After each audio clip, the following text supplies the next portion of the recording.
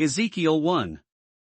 In the 30th year, in the 4th month on the 5th day, while I was among the exiles by the Kebar river, the heavens were opened and I saw visions of God. On the 5th of the month it was the 5th year of the exile of King Jehoiakim. The word of the Lord came to Ezekiel the priest, the son of Buzi, by the Kebar river in the land of the Babylonians. There the hand of the Lord was upon him. I looked, and I saw a windstorm coming out of the north, an immense cloud with flashing lightning and surrounded by brilliant light. The center of the fire looked like glowing metal. And in the fire was what looked like 4 living creatures. In appearance their form was that of a man. But each of them had 4 faces and 4 wings. Their legs were straight, their feet were like those of a calf and gleamed like burnished bronze. Under their wings on their 4 sides they had the hands of a man. All 4 of them had faces and wings. And their wings touched one another. Each one went straight ahead, they did not turn as they moved. Their faces looked like this: each of the 4 had the face of a man, and on the right side each had the face of a lion, and on the left the face of an ox, each also had the face of an eagle. Such were their faces. Their wings were spread out upwards, each had 2 wings, one touching the wing of another creature on either side, and 2 wings covering its body. Each one went straight ahead. Wherever the Spirit would go, they would go, without turning as they went. The appearance of the living creatures was like burning coals of fire or like torches. Fire moved back and forth among the creatures, it was bright, and lightning flashed out of it. The creatures sped back and forth like flashes of lightning. As I looked at the living creatures, I saw a wheel on the ground beside each creature with its 4 faces. This was the appearance and structure of the wheels. They sparkled like chrysolite, and all 4 looked alike. Each appeared to be made like a wheel intersecting a wheel. As they moved, they would go in any one of the 4 directions the creatures faced. The wheels did not turn about as the creatures went. Their rims were high and awesome, and all 4 rims were full of eyes all around. When the living creatures moved, the wheels beside them moved, and when the living creatures rose from the ground, the wheels also rose. Wherever the Spirit would go, they would go, and the wheels would rise along with them, because the spirit of the living creatures was in the wheels. When the creatures moved, they also moved; when the creatures stood still, they also stood still, and when the creatures rose from the ground, the wheels rose along with them, because the spirit of the living creatures was in the wheels. Spread out above the heads of the living creatures was what looked like an expanse, sparkling like ice, and awesome. Under the expanse their wings were stretched out one towards the other, and each had 2 wings covering its body. When the creatures moved, I heard the sound of their wings, like the roar of rushing waters, like the voice of the Almighty, like the tumult of an army. When they stood still, they lowered their wings. Then there came a voice from above the expanse over their heads as they stood with lowered wings. Above the expanse over their heads was what looked like a throne of sapphire, and high above on the throne was a figure like that of a man. I saw that from what appeared to be his waist up he looked like glowing metal, as if full of fire, and that from there down he looked like fire, and brilliant light surrounded him. Like the appearance of a rainbow in the clouds on a rainy day, so was the radiance around him. This was the appearance of the likeness of the glory of the Lord. When I saw it, I fell face down, and I heard the voice of one speaking. Ezekiel 2. He said to me, "Son of man, stand up on your feet and I will speak to you." As he spoke, the Spirit came into me and raised me to my feet, and I heard him speaking to me. He said, "Son of man, I am sending you to the Israelites, to a rebellious nation that has rebelled against me. They and their fathers have been in revolt against me to this very day. The people to whom I am sending you are obstinate and stubborn. Say to them, this is what the sovereign Lord says. And whether they listen or fail to listen, for they are a rebellious house, they will know that a prophet has been among them. And you, son of man, do not be afraid of them or their words. Do not be afraid, though briars and thorns are all around you and you live among scorpions. Do not be afraid of what they say or terrified by them, though they are a rebellious house. You must speak my words to them, whether they listen or fail to listen, for they are rebellious. But you, son of man, listen to what I say to you. Do not rebel like that rebellious house. Open your mouth and eat what I give you." Then I looked, and I saw a hand stretched out to me. In it was a scroll, which he unrolled before me. On both sides of it were written words of lament and mourning and woe. Ezekiel 3. And he said to me, Son of man, eat what is before you, eat this scroll, then go and speak to the house of Israel. So I opened my mouth, and he gave me the scroll to eat. Then he said to me, Son of man, eat this scroll I am giving you and fill your stomach with it. So I ate it, and it tasted as sweet as honey in my mouth. He then said to me, Son of man, go now to the house of Israel and speak my words to them. You are not being sent to a people of obscure speech and difficult language, but to the house of Israel. Not to many peoples of obscure speech and difficult language, whose words you cannot understand. Surely if I had sent you to them, they would have listened to you. But the house of Israel is not willing to listen to you because they are not willing to listen to me, for the whole house of Israel is hardened and obstinate. But I will make you as unyielding and hardened as they are. I will make your forehead like the hardest stone, harder than flint. Do not be afraid of them or terrified by them, though they are a rebellious house. And he said to me, Son of man, listen carefully and take to heart all the words I speak to you. Go now to your countrymen in exile and speak to them. Say to them, this is what the sovereign Lord says, whether they listen or fail to listen. Then the Spirit lifted me up, and I heard behind me a loud rumbling sound. May the glory of the Lord be praised in his dwelling place. The sound of the wings of the living creatures brushing against each other and the sound of the wheels beside them, a loud rumbling sound. The Spirit then lifted me up and took me away, and I went in bitterness and in the anger of my spirit, with the strong hand of the Lord upon me. I came to the exiles who lived at Tel Abib near the Kebar River. And there, where they were living, I sat among them for 7 days overwhelmed. At the end of 7 days the word of the Lord came to me. Son of man, I have made you a watchman for the house of Israel, so hear the word I speak and give them warning from me. When I say to a wicked man, you will surely die, and you do not warn him or speak out to dissuade him from his evil ways in order to save his life, that wicked man will die for his sin, and I will hold you accountable for his blood. But if you do warn the wicked man and he does not turn from his wickedness or from his evil ways, he will die for his sin, but you will have saved yourself. Again, when a righteous man turns from his righteousness and does evil, and I put a stumbling block before him, he will die. Since you did not warn him, he will die for his sin. The righteous things he did will not be remembered, and I will hold you accountable for his blood. But if you do warn the righteous man not to sin and he does not sin, he will surely live because he took warning, and you will have saved yourself. The hand of the Lord was upon me there, and he said to me, Get up and go out to the plain, and there I will speak to you. So I got up and went out to the plain.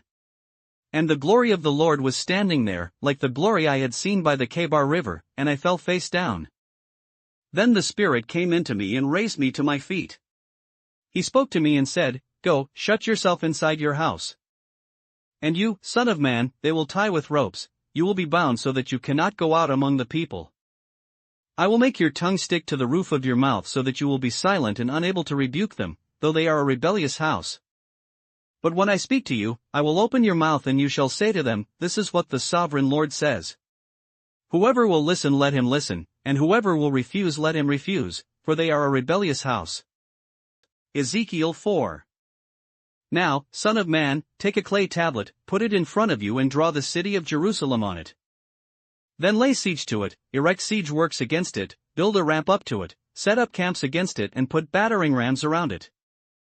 Then take an iron pan, place it as an iron wall between you and the city and turn your face towards it. It will be under siege, and you shall besiege it. This will be a sign to the house of Israel. Then lie on your left side and put the sin of the house of Israel upon yourself. You are to bear their sin for the number of days you lie on your side. I have assigned you the same number of days as the years of their sin. So for 390 days you will bear the sin of the house of Israel. After you have finished this, lie down again, this time on your right side, and bear the sin of the house of Judah. I have assigned you 40 days, a day for each year. Turn your face towards the siege of Jerusalem and with bared arm prophesy against her. I will tie you up with ropes so that you cannot turn from one side to the other until you have finished the days of your siege. Take wheat and barley, beans and lentils, millet and spelt, put them in a storage jar and use them to make bread for yourself. You are to eat it during the 390 days you lie on your side. Weigh out 20 shekels of food to eat each day and eat it at set times. Also measure out 1/6 of a hin of water and drink it at set times. Eat the food as you would a barley cake, bake it in the sight of the people, using human excrement for fuel. The Lord said, in this way the people of Israel will eat defiled food among the nations where I will drive them. Then I said, not so, sovereign Lord. I have never defiled myself. From my youth until now I have never eaten anything found dead or torn by wild animals. No unclean meat has ever entered my mouth. Very well, he said, I will let you bake your bread over cow manure instead of human excrement. He then said to me, Son of man, I will cut off the supply of food in Jerusalem. The people will eat rationed food in anxiety and drink rationed water in despair. For food and water will be scarce. They will be appalled at the sight of each other and will waste away because of their sin. Ezekiel 5. Now, son of man, take a sharp sword and use it as a barber's razor to shave your head and your beard. Then take a set of scales and divide up the hair. When the days of your siege come to an end, burn a third of the hair with fire inside the city. Take a third and strike it with the sword all around the city. And scatter a third to the wind. For I will pursue them with drawn sword. But take a few strands of hair and tuck them away in the folds of your garment. Again, take a few of these and throw them into the fire and burn them up. A fire will spread from there to the whole house of Israel. This is what the sovereign Lord says, this is Jerusalem, which I have set in the center of the nations, with countries all around her. Yet in her wickedness she has rebelled against my laws and decrees more than the nations and countries around her. She has rejected my laws and has not followed my decrees. Therefore this is what the sovereign Lord says, you have been more unruly than the nations around you and have not followed my decrees or kept my laws. You have not even conformed to the standards of the nations around you.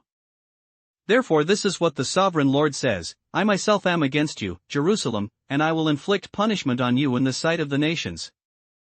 Because of all your detestable idols, I will do to you what I have never done before and will never do again. Therefore in your midst fathers will eat their children, and children will eat their fathers. I will inflict punishment on you and will scatter all your survivors to the winds. Therefore as surely as I live, declares the sovereign Lord, because you have defiled my sanctuary with all your vile images and detestable practices, I myself will withdraw my favor, I will not look on you with pity or spare you. A third of your people will die of the plague or perish by famine inside you, a third will fall by the sword outside your walls, and a third I will scatter to the winds and pursue with drawn sword. Then my anger will cease and my wrath against them will subside, and I will be avenged. And when I have spent my wrath upon them, they will know that I the Lord have spoken in my zeal. I will make you a ruin and a reproach among the nations around you, in the sight of all who pass by. You will be a reproach and a taunt, a warning, and an object of horror to the nations around you when I inflict punishment on you in anger and in wrath and with stinging rebuke. I the Lord have spoken. When I shoot at you with my deadly and destructive arrows of famine, I will shoot to destroy you. I will bring more and more famine upon you and cut off your supply of food. I will send famine and wild beasts against you, and they will leave you childless. Plague and bloodshed will sweep through you, and I will bring the sword against you. I the Lord have spoken. Ezekiel 6. The word of the Lord came to me. Son of man, set your face against the mountains of Israel, prophesy against them. And say, O mountains of Israel, hear the word of the sovereign Lord. This is what the sovereign Lord says to the mountains and hills, to the ravines and valleys, I am about to bring a sword against you, and I will destroy your high places. Your altars will be demolished and your incense altars will be smashed, and I will slay your people in front of your idols. I will lay the dead bodies of the Israelites in front of their idols, and I will scatter your bones around your altars.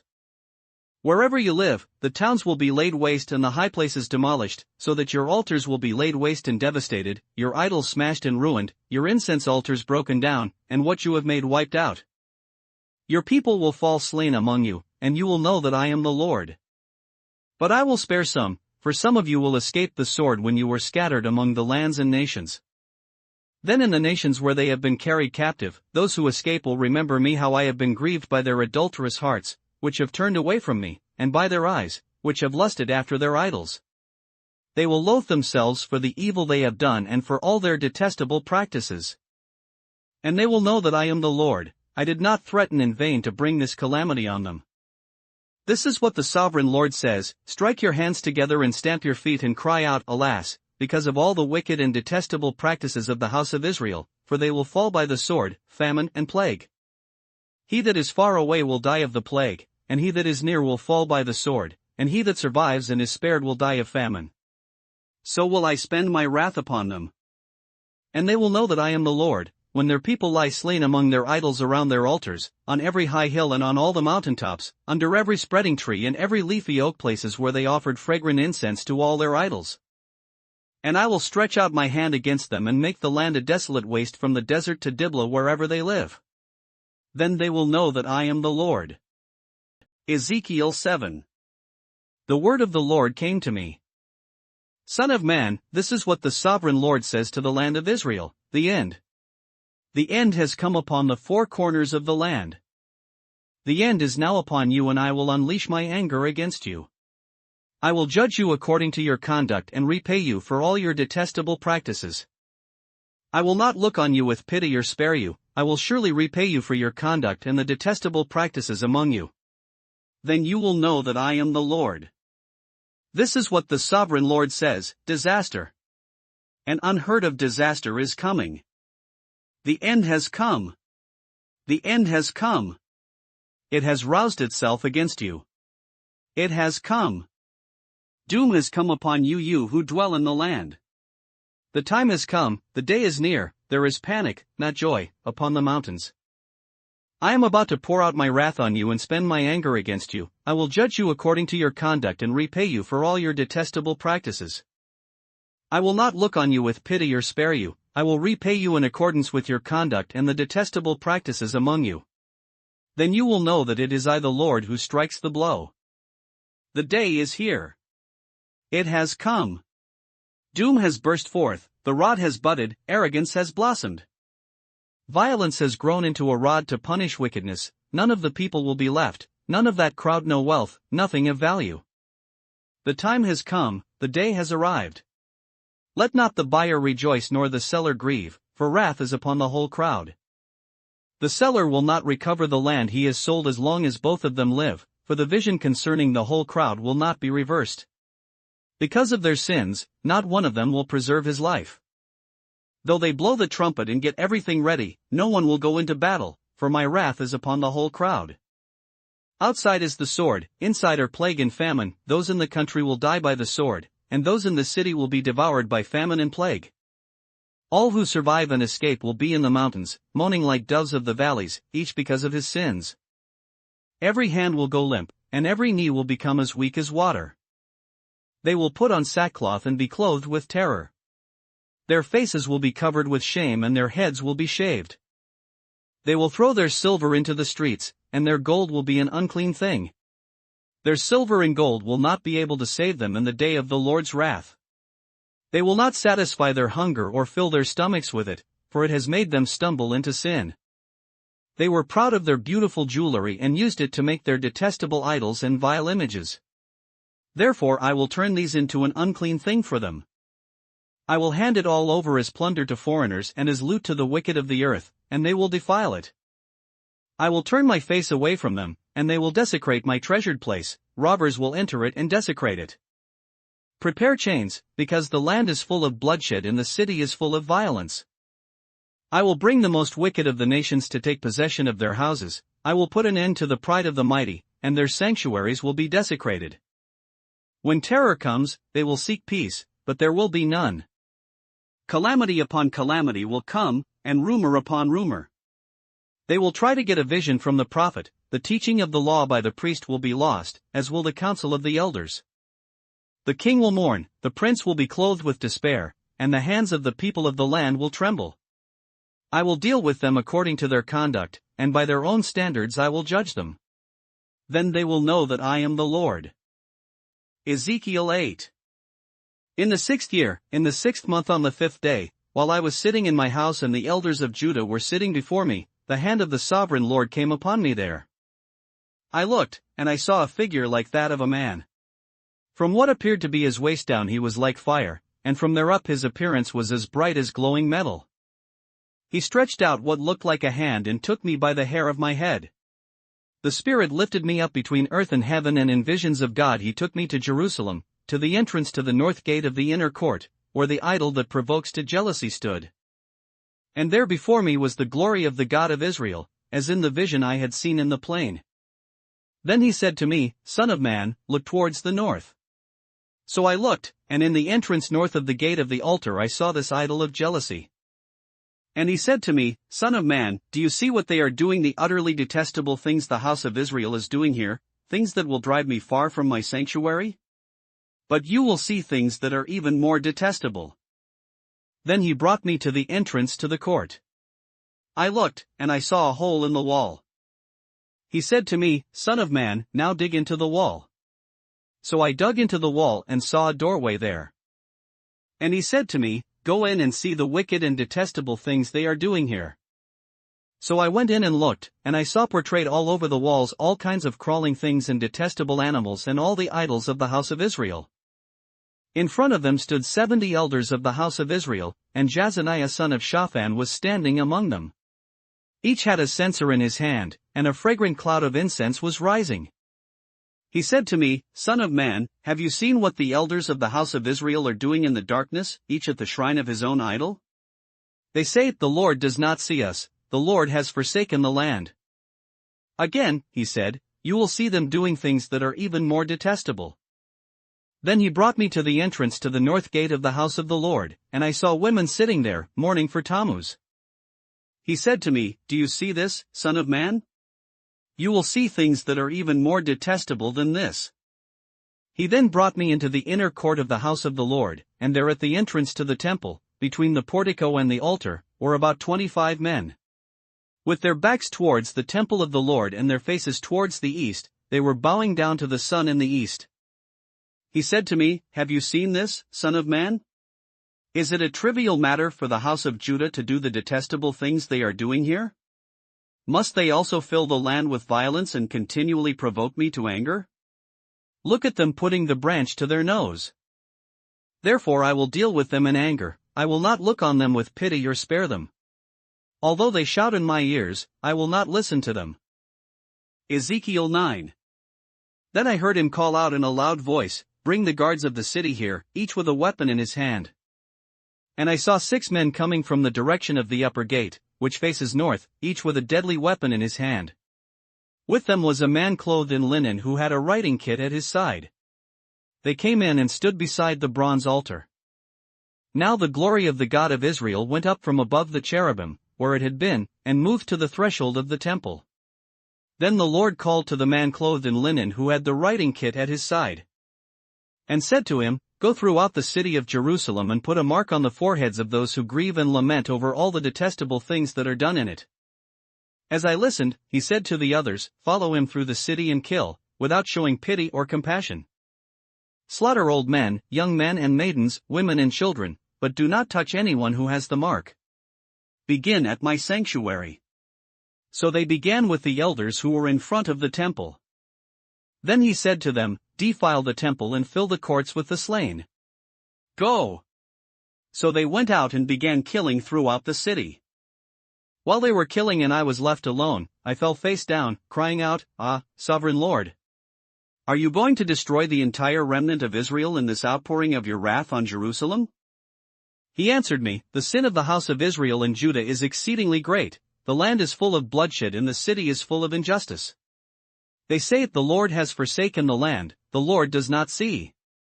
So I will not look on them with pity or spare them, but I will bring down on their own heads what they have done. Then the man in linen with the writing kit at his side brought back word, saying, I have done as you commanded. Ezekiel 10. I looked, and I saw the likeness of a throne of sapphire above the expanse that was over the heads of the cherubim. The Lord said to the man clothed in linen, Go in among the wheels beneath the cherubim. Fill your hands with burning coals from among the cherubim and scatter them over the city. And as I watched, he went in. Now the cherubim were standing on the south side of the temple when the man went in, and a cloud filled the inner court. Then the glory of the Lord rose from above the cherubim and moved to the threshold of the temple. The cloud filled the temple, and the court was full of the radiance of the glory of the Lord. The sound of the wings of the cherubim could be heard as far away as the outer court, like the voice of God Almighty when He speaks. When the Lord commanded the man in linen, "Take fire from among the wheels, from among the cherubim," the man went in and stood beside a wheel. Then one of the cherubim reached out his hand to the fire that was among them. He took up some of it and put it into the hands of the man in linen, who took it and went out. Under the wings of the cherubim could be seen what looked like the hands of a man. I looked, and I saw beside the cherubim 4 wheels, one beside each of the cherubim. The wheels sparkled like chrysolite. As for their appearance, the 4 of them looked alike, each was like a wheel intersecting a wheel. As they moved, they would go in any one of the 4 directions the cherubim faced. The wheels did not turn about as the cherubim went. The cherubim went in whatever direction the head faced, without turning as they went. Their entire bodies, including their backs, their hands, and their wings, were completely full of eyes, as were their 4 wheels. I heard the wheels being called the whirling wheels. Each of the cherubim had 4 faces. One face was that of a cherub, the second the face of a man, the third the face of a lion, and the fourth the face of an eagle. Then the cherubim rose upwards. These were the living creatures I had seen by the Kebar River. When the cherubim moved, the wheels beside them moved, and when the cherubim spread their wings to rise from the ground, the wheels did not leave their side. When the cherubim stood still, they also stood still, and when the cherubim rose, they rose with them, because the spirit of the living creatures was in them. Then the glory of the Lord departed from over the threshold of the temple and stopped above the cherubim. While I watched, the cherubim spread their wings and rose from the ground, and as they went, the wheels went with them. They stopped at the entrance to the east gate of the Lord's house, and the glory of the God of Israel was above them. These were the living creatures I had seen beneath the God of Israel by the Kebar River, and I realized that they were cherubim. Each had 4 faces and 4 wings, and under their wings was what looked like the hands of a man. Their faces had the same appearance as those I had seen by the Kebar River. Each one went straight ahead. Ezekiel 11. Then the Spirit lifted me up and brought me to the gate of the house of the Lord that faces east. There at the entrance to the gate were 25 men, and I saw among them Jazaniah son of Azar and Pelatiah son of Benaiah, leaders of the people. The Lord said to me, "Son of man, these are the men who are plotting evil and giving wicked advice in this city. They say, 'Will it not soon be time to build houses?' This city is a cooking pot, and we are the meat. Therefore prophesy against them, prophesy, Son of man." Then the Spirit of the Lord came upon me, and He told me to say, "This is what the Lord says, that is what you are saying, O house of Israel, but I know what is going through your mind. You have killed many people in this city and filled its streets with the dead. Therefore this is what the sovereign Lord says, the bodies you have thrown there are the meat and this city is the pot, but I will drive you out of it. You fear the sword, and the sword is what I will bring against you, declares the sovereign Lord. I will drive you out of the city and hand you over to foreigners and inflict punishment on you. You will fall by the sword, and I will execute judgment on you at the borders of Israel. Then you will know that I am the Lord. This city will not be a pot for you, nor will you be the meat in it. I will execute judgment on you at the borders of Israel. And you will know that I am the Lord, for you have not followed my decrees or kept my laws but have conformed to the standards of the nations around you." Now as I was prophesying, Pelatiah son of Benaiah died. Then I fell face down and cried out in a loud voice, "Ah, sovereign Lord! Will you completely destroy the remnant of Israel?" The word of the Lord came to me. "Son of man, your brothers who are your blood relatives and the whole house of Israel are those of whom the people of Jerusalem have said, 'They are far away from the Lord, this land was given to us as our possession.' Therefore say, 'This is what the sovereign Lord says, although I sent them far away among the nations and scattered them among the countries, yet for a little while I have been a sanctuary for them in the countries where they have gone. Therefore say, this is what the sovereign Lord says, I will gather you from the nations and bring you back from the countries where you have been scattered, and I will give you back the land of Israel again. They will return to it and remove all its vile images and detestable idols. I will give them an undivided heart and put a new spirit in them. I will remove from them their heart of stone and give them a heart of flesh. Then they will follow my decrees and be careful to keep my laws. They will be my people, and I will be their God. But as for those whose hearts are devoted to their vile images and detestable idols, I will bring down on their own heads what they have done, declares the sovereign Lord. Then the cherubim, with the wheels beside them, spread their wings, and the glory of the God of Israel was above them. The glory of the Lord went up from within the city and stopped above the mountain east of it. The Spirit lifted me up and brought me to the exiles in Babylonia in the vision given by the Spirit of God. Then the vision I had seen went up from me. And I told the exiles everything the Lord had shown me. Ezekiel 12. The word of the Lord came to me. Son of man, you are living among a rebellious people. They have eyes to see but do not see and ears to hear but do not hear, for they are a rebellious people. Therefore, son of man, pack your belongings for exile and in the daytime, as they watch, set out and go from where you are to another place. Perhaps they will understand, though they are a rebellious house. During the daytime, while they watch, bring out your belongings packed for exile. Then in the evening, while they are watching, go out like those who go into exile. While they watch, dig through the wall and take your belongings out through it. Put them on your shoulder as they are watching and carry them out at dusk. Cover your face so that you cannot see the land, for I have made you a sign to the house of Israel. So I did as I was commanded. During the day I brought out my things packed for exile. Then in the evening I dug through the wall with my hands. I took my belongings out at dusk, carrying them on my shoulders while they watched. In the morning the word of the Lord came to me. Son of man, did not that rebellious house of Israel ask you, what are you doing? Say to them, this is what the sovereign Lord says, this oracle concerns the prince in Jerusalem and the whole house of Israel who are there. Say to them, I am a sign to you. As I have done, so it will be done to them. They will go into exile as captives.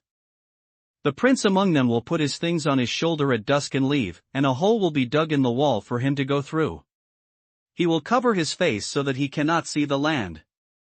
I will spread my net for him, and he will be caught in my snare. I will bring him to Babylonia, the land of the Chaldeans, but he will not see it, and there he will die. I will scatter to the winds all those around him his staff and all his troops, and I will pursue them with drawn sword. They will know that I am the Lord, when I disperse them among the nations and scatter them through the countries. But I will spare a few of them from the sword, famine and plague, so that in the nations where they go they may acknowledge all their detestable practices. Then they will know that I am the Lord. The word of the Lord came to me. Son of man, tremble as you eat your food, and shudder in fear as you drink your water. Say to the people of the land, this is what the sovereign Lord says about those living in Jerusalem and in the land of Israel, they will eat their food in anxiety and drink their water in despair, for their land will be stripped of everything in it because of the violence of all who live there. The inhabited towns will be laid waste and the land will be desolate. Then you will know that I am the Lord. The word of the Lord came to me. Son of man, what is this proverb you have in the land of Israel, the days go by and every vision comes to nothing? Say to them, this is what the sovereign Lord says, I am going to put an end to this proverb, and they will no longer quote it in Israel. Say to them, the days are near when every vision will be fulfilled. For there will be no more false visions or flattering divinations among the people of Israel. But I the Lord will speak what I will, and it shall be fulfilled without delay. For in your days, you rebellious house, I will fulfill whatever I say, declares the sovereign Lord. The word of the Lord came to me. Son of man, the house of Israel is saying the vision he sees is for many years from now, and he prophesies about the distant future.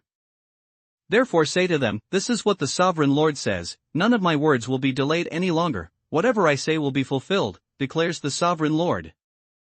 Ezekiel 13. The word of the Lord came to me. Son of man, prophesy against the prophets of Israel who are now prophesying. Say to those who prophesy out of their own imagination, hear the word of the Lord. This is what the sovereign Lord says, woe to the foolish prophets who follow their own spirit and have seen nothing. Your prophets, O Israel, are like jackals among ruins. You have not gone up to the breaks in the wall to repair it for the house of Israel so that it will stand firm in the battle on the day of the Lord. Their visions are false and their divinations a lie. They say, the Lord declares, when the Lord has not sent them, yet they expect their words to be fulfilled. Have you not seen false visions and uttered lying divinations when you say, "The Lord declares, though I have not spoken"? Therefore this is what the sovereign Lord says, because of your false words and lying visions, I am against you, declares the sovereign Lord. My hand will be against the prophets who see false visions and utter lying divinations. They will not belong to the council of my people or be listed in the records of the house of Israel, nor will they enter the land of Israel. Then you will know that I am the sovereign Lord. Because they lead my people astray, saying, "Peace," when there is no peace, and because, when a flimsy wall is built, they cover it with whitewash. Therefore tell those who cover it with whitewash that it is going to fall. Rain will come in torrents, and I will send hailstones hurtling down, and violent winds will burst forth. When the wall collapses, will people not ask you, "Where is the whitewash you covered it with?" Therefore this is what the sovereign Lord says, in my wrath I will unleash a violent wind, and in my anger hailstones and torrents of rain will fall with destructive fury. I will tear down the wall you have covered with whitewash and will level it to the ground so that its foundation will be laid bare. When it falls, you will be destroyed in it, and you will know that I am the Lord. So I will spend my wrath against the wall and against those who covered it with whitewash. I will say to you, the wall is gone and so are those who whitewashed it. Those prophets of Israel who prophesied to Jerusalem and saw visions of peace for her when there was no peace, declares the sovereign Lord. Now, Son of man, set your face against the daughters of your people who prophesy out of their own imagination. Prophesy against them. And say, this is what the sovereign Lord says, woe to the women who sew magic charms on all their wrists and make veils of various lengths for their heads in order to ensnare people. Will you ensnare the lives of my people but preserve your own?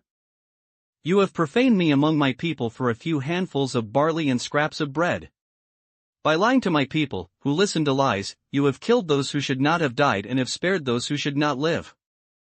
Therefore this is what the sovereign Lord says, I am against your magic charms with which you ensnare people like birds and I will tear them from your arms, I will set free the people that you ensnare like birds. I will tear off your veils and save my people from your hands, and they will no longer fall prey to your power. Then you will know that I am the Lord. Because you disheartened the righteous with your lies, when I had brought them no grief, and because you encouraged the wicked not to turn from their evil ways and so save their lives. Therefore you will no longer see false visions or practice divination. I will save my people from your hands. And then you will know that I am the Lord. Ezekiel 14.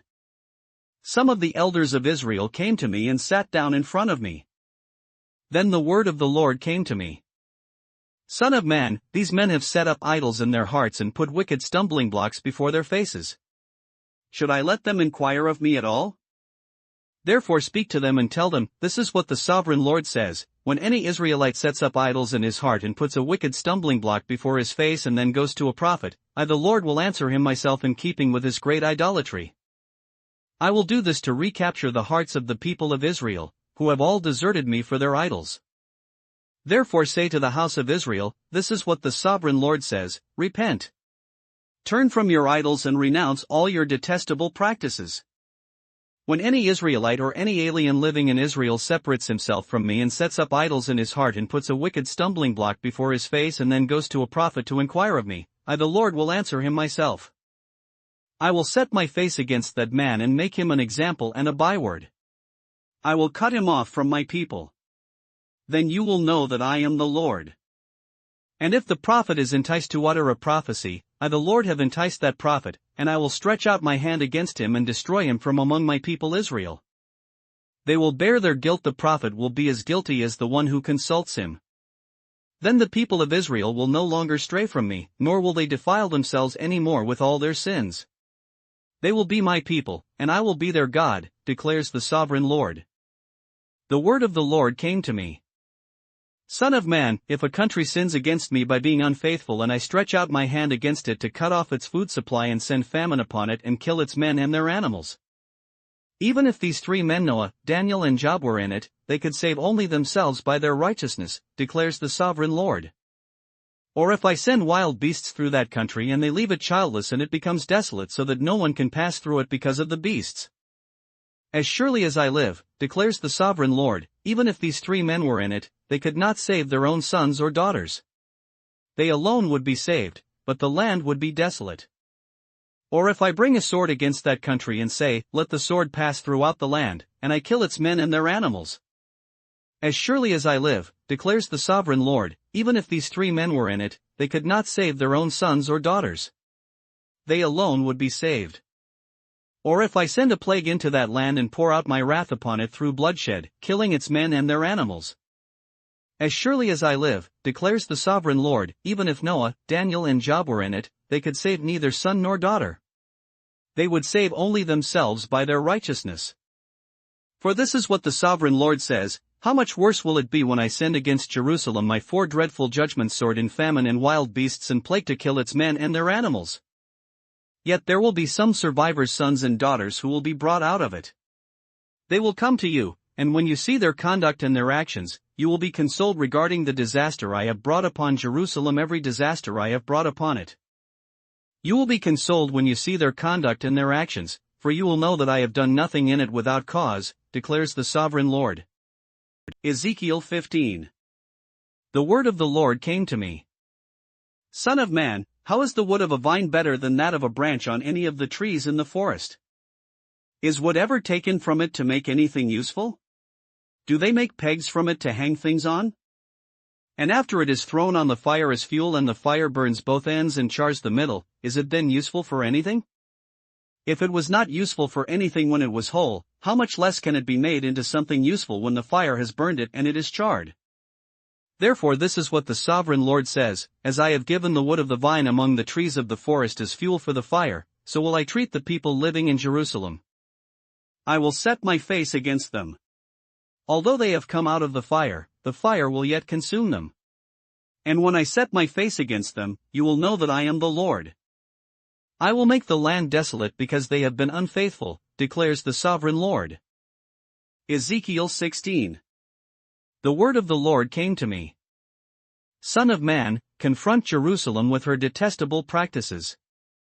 And say, this is what the sovereign Lord says to Jerusalem, your ancestry and birth were in the land of the Canaanites, your father was an Amorite and your mother a Hittite. On the day you were born your cord was not cut, nor were you washed with water to make you clean, nor were you rubbed with salt or wrapped in cloths. No one looked on you with pity or had compassion enough to do any of these things for you. Rather, you were thrown out into the open field, for on the day you were born you were despised. That I passed by and saw you kicking about in your blood, and as you lay there in your blood I said to you, live. I made you grow like a plant of the field. You grew up and developed and became the most beautiful of jewels. Your breasts were formed and your hair grew, you who were naked and bare. Later I passed by, and when I looked at you and saw that you were old enough for love, I spread the corner of my garment over you and covered your nakedness. I gave you my solemn oath and entered into a covenant with you, declares the sovereign Lord, and you became mine. I bathed you with water and washed the blood from you and put ointments on you. I clothed you with an embroidered dress and put leather sandals on you. I dressed you in fine linen and covered you with costly garments. I adorned you with jewelry, I put bracelets on your arms and a necklace around your neck. And I put a ring on your nose, earrings on your ears and a beautiful crown on your head. So you were adorned with gold and silver, your clothes were of fine linen and costly fabric and embroidered cloth. Your food was fine flour, honey and olive oil. You became very beautiful and rose to be a queen. And your fame spread among the nations on account of your beauty, because the splendor I had given you made your beauty perfect, declares the sovereign Lord. But you trusted in your beauty and used your fame to become a prostitute. You lavished your favors on anyone who passed by and your beauty became his. You took some of your garments to make gaudy high places, where you carried on your prostitution. Such things should not happen, nor should they ever occur. You also took the fine jewelry I gave you, the jewelry made of my gold and silver, and you made for yourself male idols and engaged in prostitution with them. And you took your embroidered clothes to put on them, and you offered my oil and incense before them. Also the food I provided for you, the fine flour, olive oil and honey I gave you to eat, you offered as fragrant incense before them. That is what happened, declares the sovereign Lord. And you took your sons and daughters whom you bore to me and sacrificed them as food to the idols. Was your prostitution not enough? You slaughtered my children and sacrificed them to the idols. In all your detestable practices and your prostitution you did not remember the days of your youth, when you were naked and bare, kicking about in your blood. Woe! Woe to you, declares the sovereign Lord. In addition to all your other wickedness, you built a mound for yourself and made a lofty shrine in every public square. At the head of every street you built your lofty shrines and degraded your beauty, offering your body with increasing promiscuity to anyone who passed by. You engaged in prostitution with the Egyptians, your lustful neighbors, and provoked me to anger with your increasing promiscuity. So I stretched out my hand against you and reduced your territory. I gave you over to the greed of your enemies, the daughters of the Philistines, who were shocked by your lewd conduct. You engaged in prostitution with the Assyrians too, because you were insatiable, and even after that, you still were not satisfied. Then you increased your promiscuity to include Babylonia, a land of merchants, but even with this you were not satisfied. How weak-willed you are, declares the sovereign Lord, when you do all these things, acting like a brazen prostitute. When you built your mounds at the head of every street and made your lofty shrines in every public square, you were unlike a prostitute, because you scorn payment. You adulterous wife! You prefer strangers to your own husband. Every prostitute receives a fee, but you give gifts to all your lovers, bribing them to come to you from everywhere for your illicit favors. So in your prostitution you are the opposite of others, no one runs after you for your favors. You are the very opposite, for you give payment and none is given to you. Therefore, you prostitute, hear the word of the Lord. This is what the sovereign Lord says, because you poured out your wealth and exposed your nakedness in your promiscuity with your lovers, and because of all your detestable idols, and because you gave them your children's blood. Therefore I am going to gather all your lovers, with whom you found pleasure, those you loved as well as those you hated. I will gather them against you from all around and will strip you in front of them, and they will see all your nakedness. I will sentence you to the punishment of women who commit adultery and who shed blood. I will bring upon you the blood vengeance of my wrath and jealous anger. Then I will hand you over to your lovers, and they will tear down your mounds and destroy your lofty shrines. They will strip you of your clothes and take your fine jewelry and leave you naked and bare. They will bring a mob against you, who will stone you and hack you to pieces with their swords. They will burn down your houses and inflict punishment on you in the sight of many women. I will put a stop to your prostitution, and you will no longer pay your lovers. Then my wrath against you will subside and my jealous anger will turn away from you. I will be calm and no longer angry. Because you did not remember the days of your youth but enraged me with all these things, I will surely bring down on your head what you have done, declares the sovereign Lord. Did you not add lewdness to all your other detestable practices?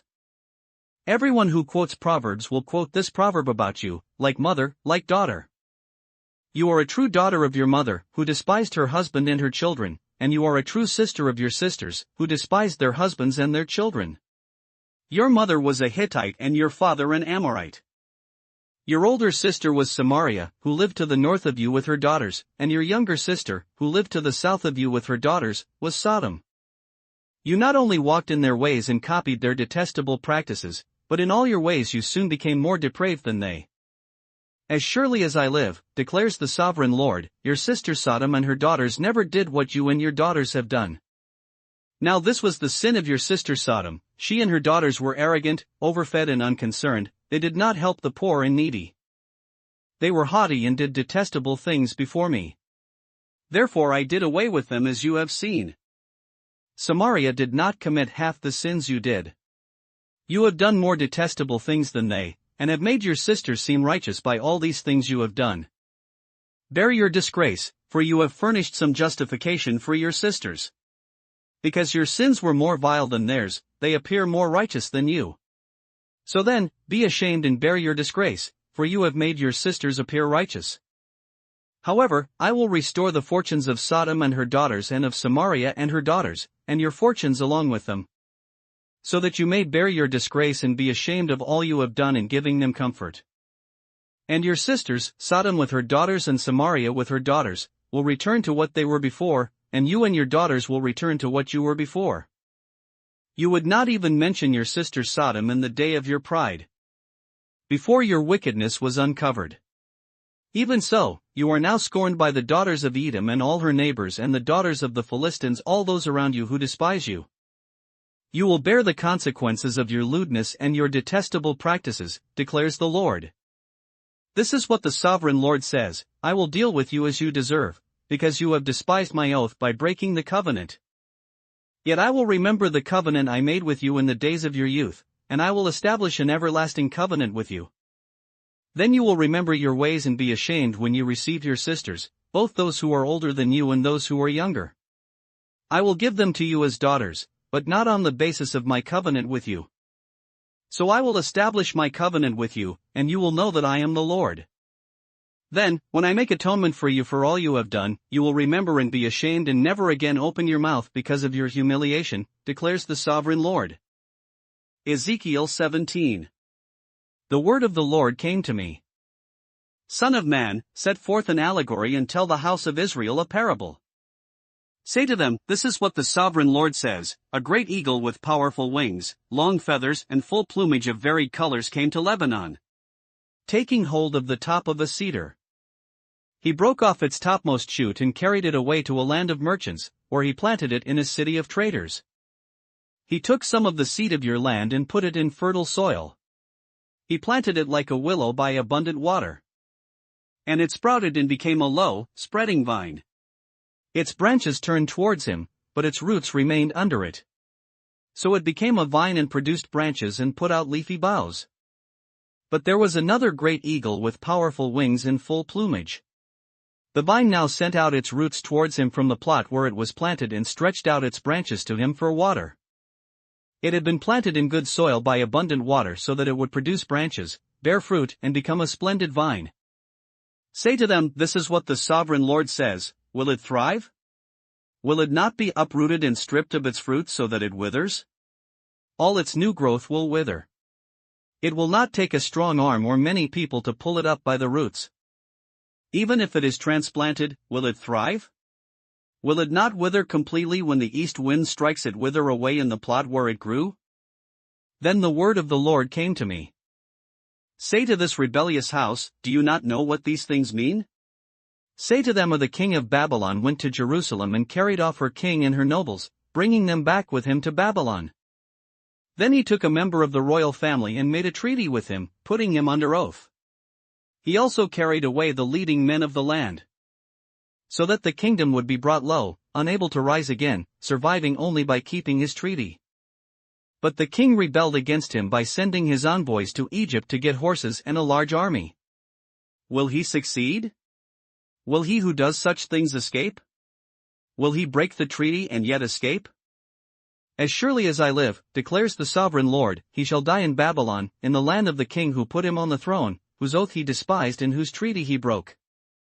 Pharaoh with his mighty army and great horde will be of no help to him in war, when ramps are built and siege works erected to destroy many lives. He despised the oath by breaking the covenant. Because he had given his hand in pledge and yet did all these things, he shall not escape. Therefore this is what the sovereign Lord says, as surely as I live, I will bring down on his head my oath that he despised and my covenant that he broke. I will spread my net for him, and he will be caught in my snare. I will bring him to Babylon and execute judgment upon him there because he was unfaithful to me. All his fleeing troops will fall by the sword, and the survivors will be scattered to the winds. Then you will know that I the Lord have spoken. This is what the sovereign Lord says, I myself will take a shoot from the very top of a cedar and plant it, I will break off a tender sprig from its topmost shoots and plant it on a high and lofty mountain. On the mountain heights of Israel I will plant it, it will produce branches and bear fruit and become a splendid cedar. Birds of every kind will nest in it, they will find shelter in the shade of its branches. All the trees of the field will know that I the Lord bring down the tall tree and make the low tree grow tall. I dry up the green tree and make the dry tree flourish. I the Lord have spoken, and I will do it. Ezekiel 18. The word of the Lord came to me. What do you people mean by quoting this proverb about the land of Israel? The fathers eat sour grapes, and the children's teeth are set on edge. As surely as I live, declares the sovereign Lord, you will no longer quote this proverb in Israel. For every living soul belongs to me, the Father as well as the Son both alike belong to me. The soul who sins is the one who will die. Suppose there is a righteous man who does what is just and right. He does not eat at the mountain shrines or look to the idols of the house of Israel. He does not defile his neighbor's wife or lie with a woman during her period. He does not oppress anyone, but returns what he took in pledge for a loan. He does not commit robbery, but gives his food to the hungry and provides clothing for the naked. He does not lend at usury or take excessive interest. He withholds his hand from doing wrong and judges fairly between man and man. He follows my decrees and faithfully keeps my laws. That man is righteous, he will surely live, declares the sovereign Lord. Suppose he has a violent son, who sheds blood or does any of these other things. Though the father has done none of them, he eats at the mountain shrines. He defiles his neighbor's wife. He oppresses the poor and needy. He commits robbery. He does not return what he took in pledge. He looks to the idols. He does detestable things. He lends at usury and takes excessive interest. Will such a man live? He will not. Because he has done all these detestable things, he will surely be put to death and his blood will be on his own head. But suppose the son has a son who sees all the sins his father commits, and though he sees them, he does not do such things. He does not eat at the mountain shrines or look to the idols of the house of Israel. He does not defile his neighbor's wife. He does not oppress anyone or require a pledge for a loan. He does not commit robbery, but gives his food to the hungry and provides clothing for the naked. He withholds his hand from sin and takes no usury or excessive interest. He keeps my laws and follows my decrees. He will not die for his father's sin, he will surely live. But his father will die for his own sin, because he practiced extortion, robbed his brother and did what was wrong among his people. Yet you ask, why does the son not share the guilt of his father? Since the son has done what is just and right and has been careful to keep all my decrees, he will surely live. The soul who sins is the one who will die. The son will not share the guilt of the father, nor will the father share the guilt of the son. The righteousness of the righteous man will be credited to him, and the wickedness of the wicked will be charged against him. But if a wicked man turns away from all the sins he has committed and keeps all my decrees and does what is just and right, he will surely live, he will not die. None of the offenses he has committed will be remembered against him. Because of the righteous things he has done, he will live. Do I take any pleasure in the death of the wicked?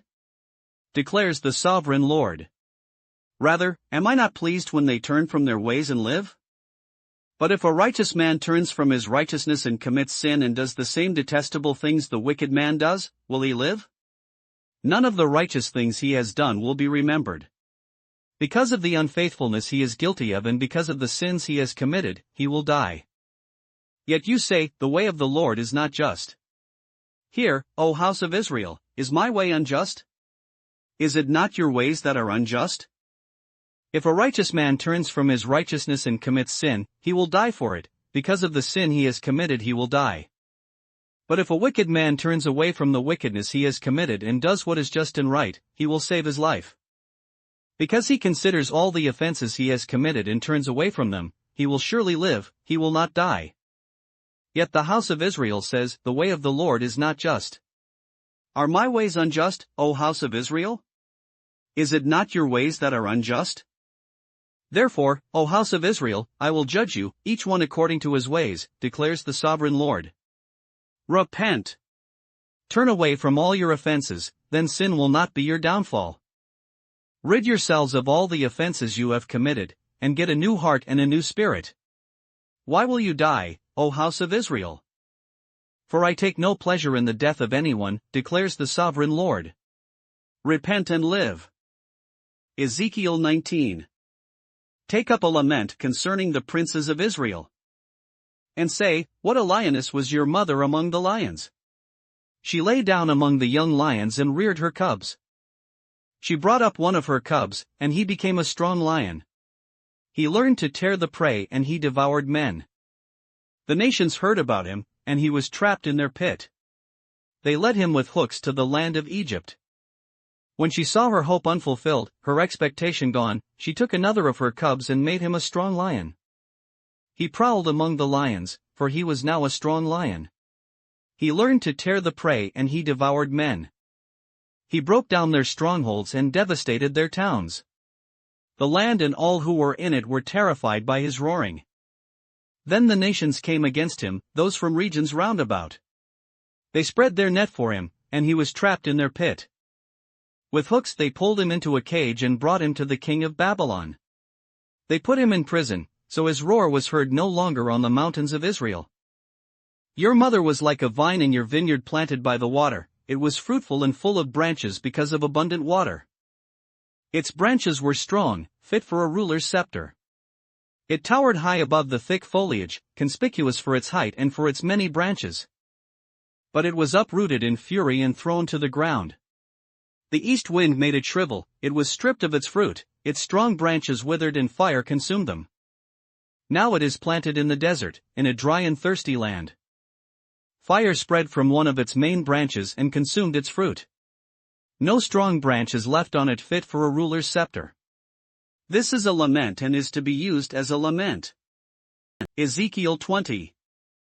In the 7th year, in the 5th month on the 10th day, some of the elders of Israel came to inquire of the Lord, and they sat down in front of me. Then the word of the Lord came to me. Son of man, speak to the elders of Israel and say to them, this is what the sovereign Lord says, have you come to inquire of me? As surely as I live, I will not let you inquire of me, declares the sovereign Lord. Will you judge them? Will you judge them, son of man? Then confront them with the detestable practices of their fathers. And say to them, oh, this is what the sovereign Lord says, on the day I chose Israel, I swore with uplifted hand to the descendants of the house of Jacob and revealed myself to them in Egypt. With uplifted hand I said to them, I am the Lord your God. On that day I swore to them that I would bring them out of Egypt into a land I had searched out for them, a land flowing with milk and honey, the most beautiful of all lands. And I said to them, each of you, get rid of the vile images you have set your eyes on, and do not defile yourselves with the idols of Egypt. I am the Lord your God. But they rebelled against me and would not listen to me, they did not get rid of the vile images they had set their eyes on, nor did they forsake the idols of Egypt. So I said I would pour out my wrath on them and spend my anger against them in Egypt. But for the sake of my name I did what would keep it from being profaned in the eyes of the nations they lived among and in whose sight I had revealed myself to the Israelites by bringing them out of Egypt. Therefore I led them out of Egypt and brought them into the desert. I gave them my decrees and made known to them my laws, for the man who obeys them will live by them. Also I gave them my Sabbaths as a sign between us, so they would know that I the Lord made them holy. Yet the people of Israel rebelled against me in the desert. They did not follow my decrees but rejected my laws, although the man who obeys them will live by them, and they utterly desecrated my Sabbaths. So I said I would pour out my wrath on them and destroy them in the desert. But for the sake of my name I did what would keep it from being profaned in the eyes of the nations in whose sight I had brought them out. Also with uplifted hand I swore to them in the desert that I would not bring them into the land I had given them, a land flowing with milk and honey, most beautiful of all lands. Because they rejected my laws and did not follow my decrees and desecrated my Sabbaths. For their hearts were devoted to their idols. Yet I looked on them with pity and did not destroy them or put an end to them in the desert. I said to their children in the desert, do not follow the statutes of your fathers or keep their laws or defile yourselves with their idols. I am the Lord your God, follow my decrees and be careful to keep my laws. Keep my Sabbaths holy, that they may be a sign between us. Then you will know that I am the Lord your God. But the children rebelled against me, they did not follow my decrees, they were not careful to keep my laws, although the man who obeys them will live by them, and they desecrated my Sabbaths. So I said I would pour out my wrath on them and spend my anger against them in the desert. But I withheld my hand, and for the sake of my name I did what would keep it from being profaned in the eyes of the nations in whose sight I had brought them out. Also with uplifted hand I swore to them in the desert that I would disperse them among the nations and scatter them through the countries. Because they had not obeyed my laws but had rejected my decrees and desecrated my Sabbaths, and their eyes lusted after their fathers' idols. I also gave them over to statutes that were not good and laws they could not live by. I let them become defiled through their gifts, the sacrifice of every firstborn, that I might fill them with horror, so that they would know that I am the Lord. Therefore, Son of man, speak to the people of Israel and say to them, this is what the sovereign Lord says, in this also your fathers blasphemed me by forsaking me. When I brought them into the land I had sworn to give them, and they saw any high hill or any leafy tree, there they offered their sacrifices, made offerings that provoke me to anger, presented their fragrant incense and poured out their drink offerings. Then I said to them, "What is this high place you go to?" It is called Bama to this day. Therefore say to the house of Israel, This is what the sovereign Lord says, Will you defile yourselves the way your fathers did and lust after their vile images? When you offer your gifts, the sacrifice of your sons in the fire, you continue to defile yourselves with all your idols to this day. Am I to let you inquire of me, O house of Israel? As surely as I live, declares the sovereign Lord, I will not let you inquire of me. You say, we want to be like the nations, like the peoples of the world, who serve wood and stone. But what you have in mind will never happen. As surely as I live, declares the sovereign Lord, I will rule over you with a mighty hand and an outstretched arm and with outpoured wrath. I will bring you from the nations and gather you from the countries where you have been scattered with a mighty hand and an outstretched arm and with outpoured wrath. I will bring you into the desert of the nations, and there, face to face, I will execute judgment upon you. As I judged your fathers in the desert of the land of Egypt, so I will judge you, declares the sovereign Lord. I will take note of you as you pass under my rod, and I will bring you into the bond of the covenant. I will purge you of those who revolt and rebel against me. Although I will bring them out of the land where they are living, yet they will not enter the land of Israel. Then you will know that I am the Lord. As for you, O house of Israel, this is what the sovereign Lord says, Go and serve your idols, every one of you. But afterwards you will surely listen to me and no longer profane my holy name with your gifts and idols. For on my holy mountain, the high mountain of Israel, declares the sovereign Lord, there in the land the entire house of Israel will serve me, and there I will accept them. There I will require your offerings and your choice gifts, along with all your holy sacrifices. I will accept you as fragrant incense when I bring you out from the nations and gather you from the countries where you have been scattered, and I will show myself holy among you in the sight of the nations. Then you will know that I am the Lord, when I bring you into the land of Israel, the land I had sworn with uplifted hand to give to your fathers. There you will remember your conduct and all the actions by which you have defiled yourselves, and you will loathe yourselves for all the evil you have done. You will know that I am the Lord, when I deal with you for my name's sake and not according to your evil ways and your corrupt practices, O house of Israel, declares the sovereign Lord. The word of the Lord came to me. Son of man, set your face towards the south, preach against the south and prophesy against the forest of the southland. Say to the southern forest, Hear the word of the Lord. This is what the sovereign Lord says, I am about to set fire to you, and it will consume all your trees, both green and dry. The blazing flame will not be quenched, and every face from south to north will be scorched by it. Everyone will see that I the Lord have kindled it, it will not be quenched. Then I said, Ah, sovereign Lord.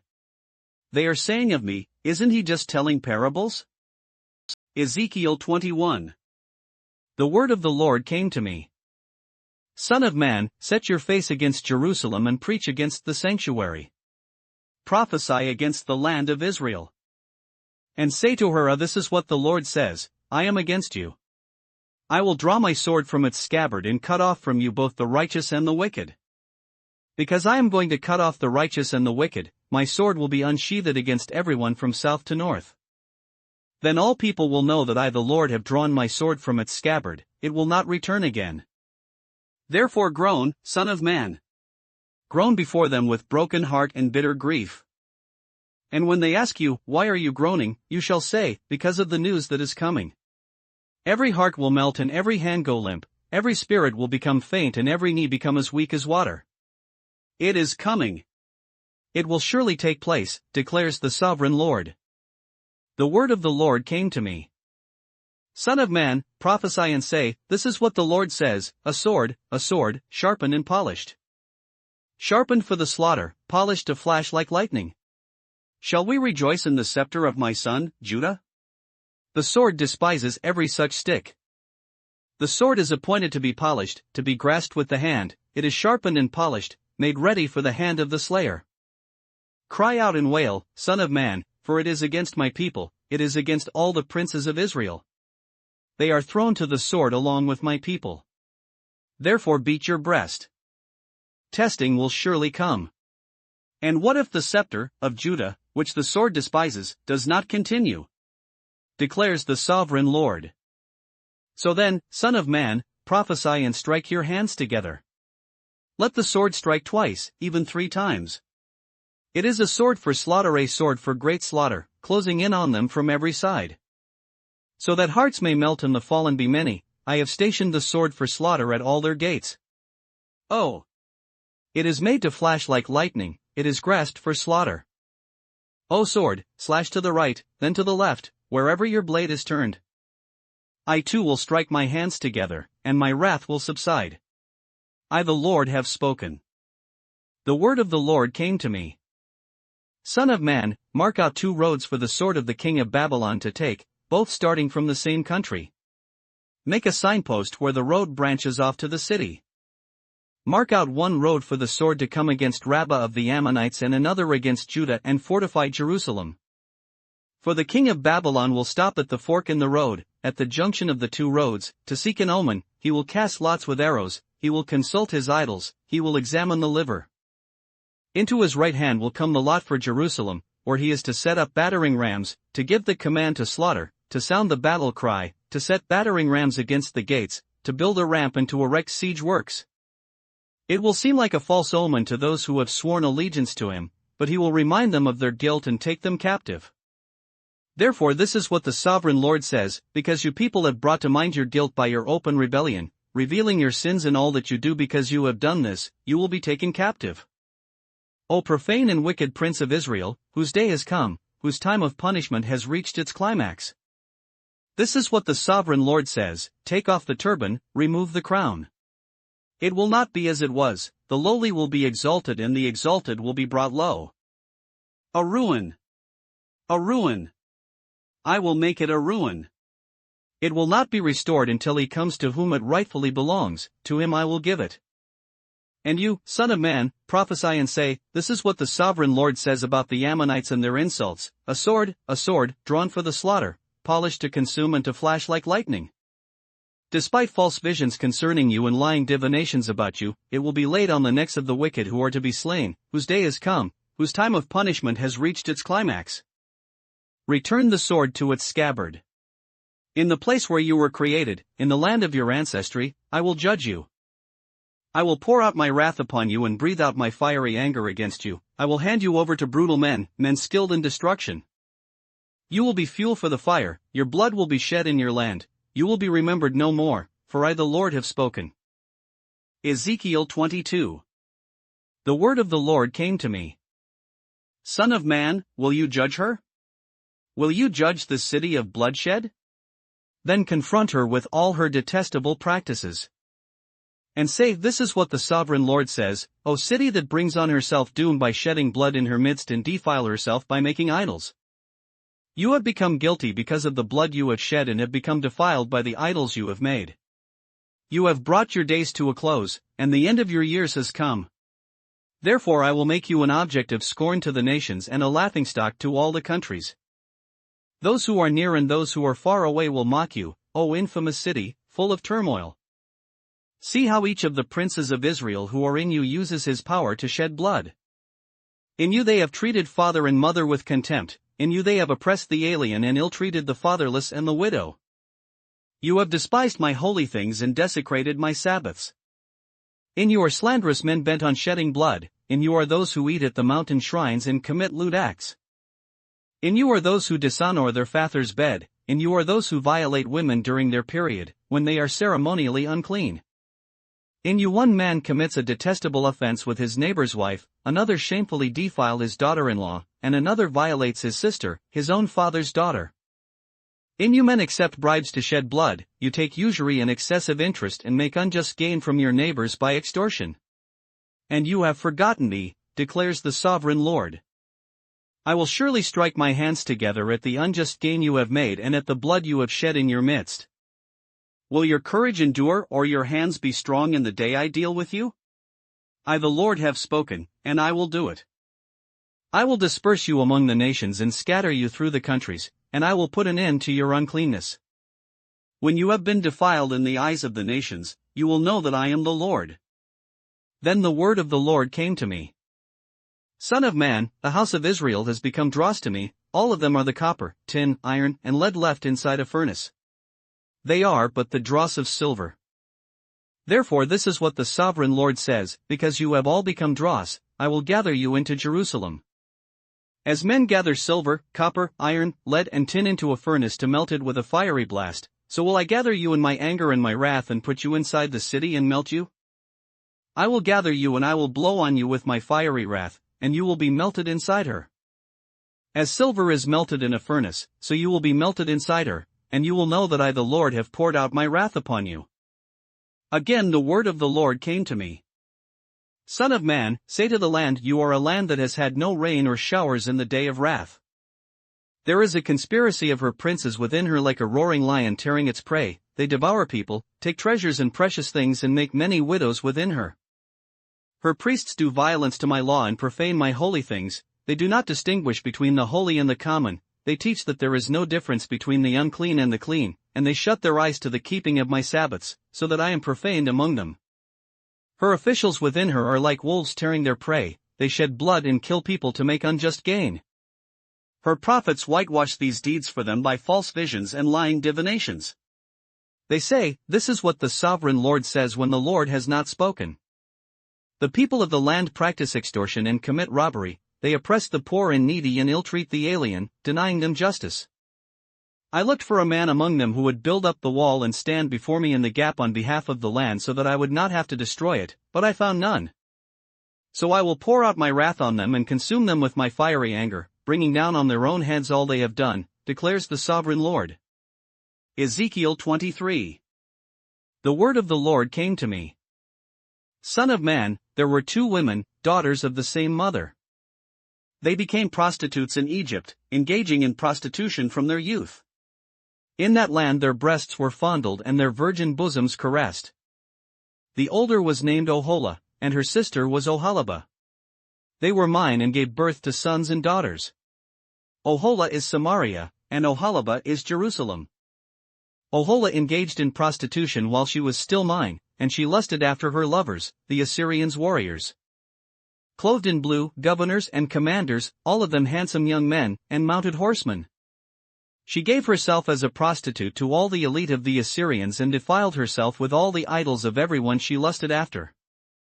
She did not give up the prostitution she began in Egypt, when during her youth men slept with her, caressed her virgin bosom and poured out their lust upon her. Therefore I handed her over to her lovers, the Assyrians, for whom she lusted. They stripped her naked, took away her sons and daughters and killed her with the sword. She became a byword among women, and punishment was inflicted on her. Her sister Oholibah saw this, yet in her lust and prostitution she was more depraved than her sister. She too lusted after the Assyrians' governors and commanders, warriors in full dress, mounted horsemen, all handsome young men. I saw that she too defiled herself, both of them went the same way. But she carried her prostitution still further. She saw men portrayed on a wall, figures of Chaldeans portrayed in red. With belts round their waists and flowing turbans on their heads, all of them looked like Babylonian chariot officers, natives of Chaldea. As soon as she saw them, she lusted after them and sent messengers to them in Chaldea. Then the Babylonians came to her, to the bed of love, and in their lust they defiled her. After she had been defiled by them, she turned away from them in disgust. When she carried on her prostitution openly and exposed her nakedness, I turned away from her in disgust, just as I had turned away from her sister. Yet she became more and more promiscuous as she recalled the days of her youth, when she was a prostitute in Egypt.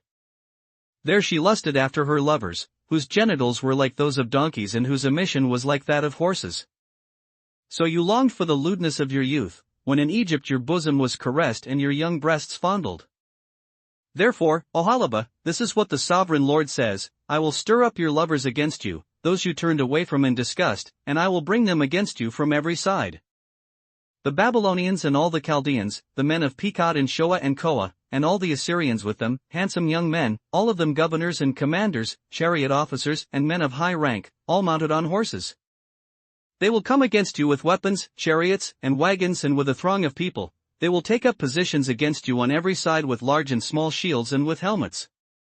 I will turn you over to them for punishment, and they will punish you according to their standards. I will direct my jealous anger against you, and they will deal with you in fury. They will cut off your noses and your ears, and those of you who are left will fall by the sword. They will take away your sons and daughters, and those of you who are left will be consumed by fire. They will also strip you of your clothes and take your fine jewelry. So I will put a stop to the lewdness and prostitution you began in Egypt. You will not look on these things with longing or remember Egypt anymore. For this is what the sovereign Lord says, I am about to hand you over to those you hate, to those you turned away from in disgust. They will deal with you in hatred and take away everything you have worked for. They will leave you naked and bare, and the shame of your prostitution will be exposed. Your lewdness and promiscuity have brought this upon you, because you lusted after the nations and defiled yourself with their idols. You have gone the way of your sister, so I will put her cup into your hand. This is what the sovereign Lord says, you will drink your sister's cup, a cup large and deep, it will bring scorn and derision, for it holds so much. You will be filled with drunkenness and sorrow, the cup of ruin and desolation, the cup of your sister Samaria. You will drink it and drain it dry, you will dash it to pieces and tear your breasts. I have spoken, declares the sovereign Lord. Therefore this is what the sovereign Lord says, since you have forgotten me and thrust me behind your back, you must bear the consequences of your lewdness and prostitution. The Lord said to me, Son of man, will you judge Oholah and Oholibah? Then confront them with their detestable practices. For they have committed adultery and blood is on their hands. They committed adultery with their idols, they even sacrificed their children, whom they bore to me, as food for them. They have also done this to me, at that same time they defiled my sanctuary and desecrated my Sabbaths. On the very day they sacrificed their children to their idols, they entered my sanctuary and desecrated it. That is what they did in my house. They even sent messengers for men who came from far away, and when they arrived you bathed yourself for them, painted your eyes and put on your jewelry. You sat on an elegant couch, with a table spread before it on which you had placed the incense and oil that belonged to me. The noise of a carefree crowd was around her, Sabaeans were brought from the desert along with men from the rabble, and they put bracelets on the arms of the woman and her sister and beautiful crowns on their heads. Then I said about the one worn out by adultery, now let them use her as a prostitute, for that is all she is. And they slept with her. As men sleep with a prostitute, so they slept with those lewd women, Oholah and Oholibah. But righteous men will sentence them to the punishment of women who commit adultery and shed blood, because they are adulterous and blood is on their hands. This is what the sovereign Lord says, bring a mob against them and give them over to terror and plunder. The mob will stone them and cut them down with their swords, they will kill their sons and daughters and burn down their houses. So I will put an end to lewdness in the land, that all women may take warning and not imitate you. You will suffer the penalty for your lewdness and bear the consequences of your sins of idolatry. Then you will know that I am the sovereign Lord. Ezekiel 24. In the 9th year, in the 10th month on the 10th day, the word of the Lord came to me. Son of man, record this date, this very date, because the king of Babylon has laid siege to Jerusalem this very day. Tell this rebellious house a parable and say to them, this is what the sovereign Lord says, put on the cooking pot, put it on and pour water into it. Put into it the pieces of meat, all the choice pieces, the leg and the shoulder. Fill it with the best of these bones. Take the pick of the flock. Pile wood beneath it for the bones, bring it to the boil and cook the bones in it. For this is what the sovereign Lord says, woe to the city of bloodshed, to the pot now encrusted, whose deposit will not go away. Empty it piece by piece without casting lots for them. For the blood she shed is in her midst, she poured it on the bare rock, she did not pour it on the ground, where the dust would cover it. To stir up wrath and take revenge I put her blood on the bare rock, so that it would not be covered. Therefore this is what the sovereign Lord says, woe to the city of bloodshed. I, too, will pile the wood high. So heap on the wood and kindle the fire. Cook the meat well, mixing in the spices, and let the bones be charred. Then set the empty pot on the coals till it becomes hot and its copper glows, so its impurities may be melted and its deposit burned away. It has frustrated all efforts, its heavy deposit has not been removed, not even by fire. Now your impurity is lewdness. Because I tried to cleanse you but you would not be cleansed from your impurity, you will not be clean again until my wrath against you is subsided. I the Lord have spoken. The time has come for me to act. I will not hold back, I will not have pity, nor will I relent. You will be judged according to your conduct and your actions, declares the sovereign Lord. The word of the Lord came to me. Son of man, with one blow I am about to take away from you the delight of your eyes. Yet do not lament or weep or shed any tears. Groan quietly, do not mourn for the dead. Keep your turban fastened and your sandals on your feet, do not cover the lower part of your face or eat the customary food of mourners. So I spoke to the people in the morning, and in the evening my wife died. The next morning I did as I had been commanded. Then the people asked me, won't you tell us what these things have to do with us? So I said to them, the word of the Lord came to me. Say to the house of Israel, this is what the sovereign Lord says, I am about to desecrate my sanctuary, the stronghold in which you take pride, the delight of your eyes, the object of your affection. The sons and daughters you left behind will fall by the sword. And you will do as I have done. You will not cover the lower part of your face or eat the customary food of mourners. You will keep your turbans on your heads and your sandals on your feet. You will not mourn or weep but will waste away because of your sins and groan among yourselves. Ezekiel will be assigned to you, you will do just as he has done. When this happens, you will know that I am the sovereign Lord. And you, son of man, on the day I take away their stronghold, their joy and glory, the delight of their eyes, their heart's desire, and their sons and daughters as well. On that day a fugitive will come to tell you the news.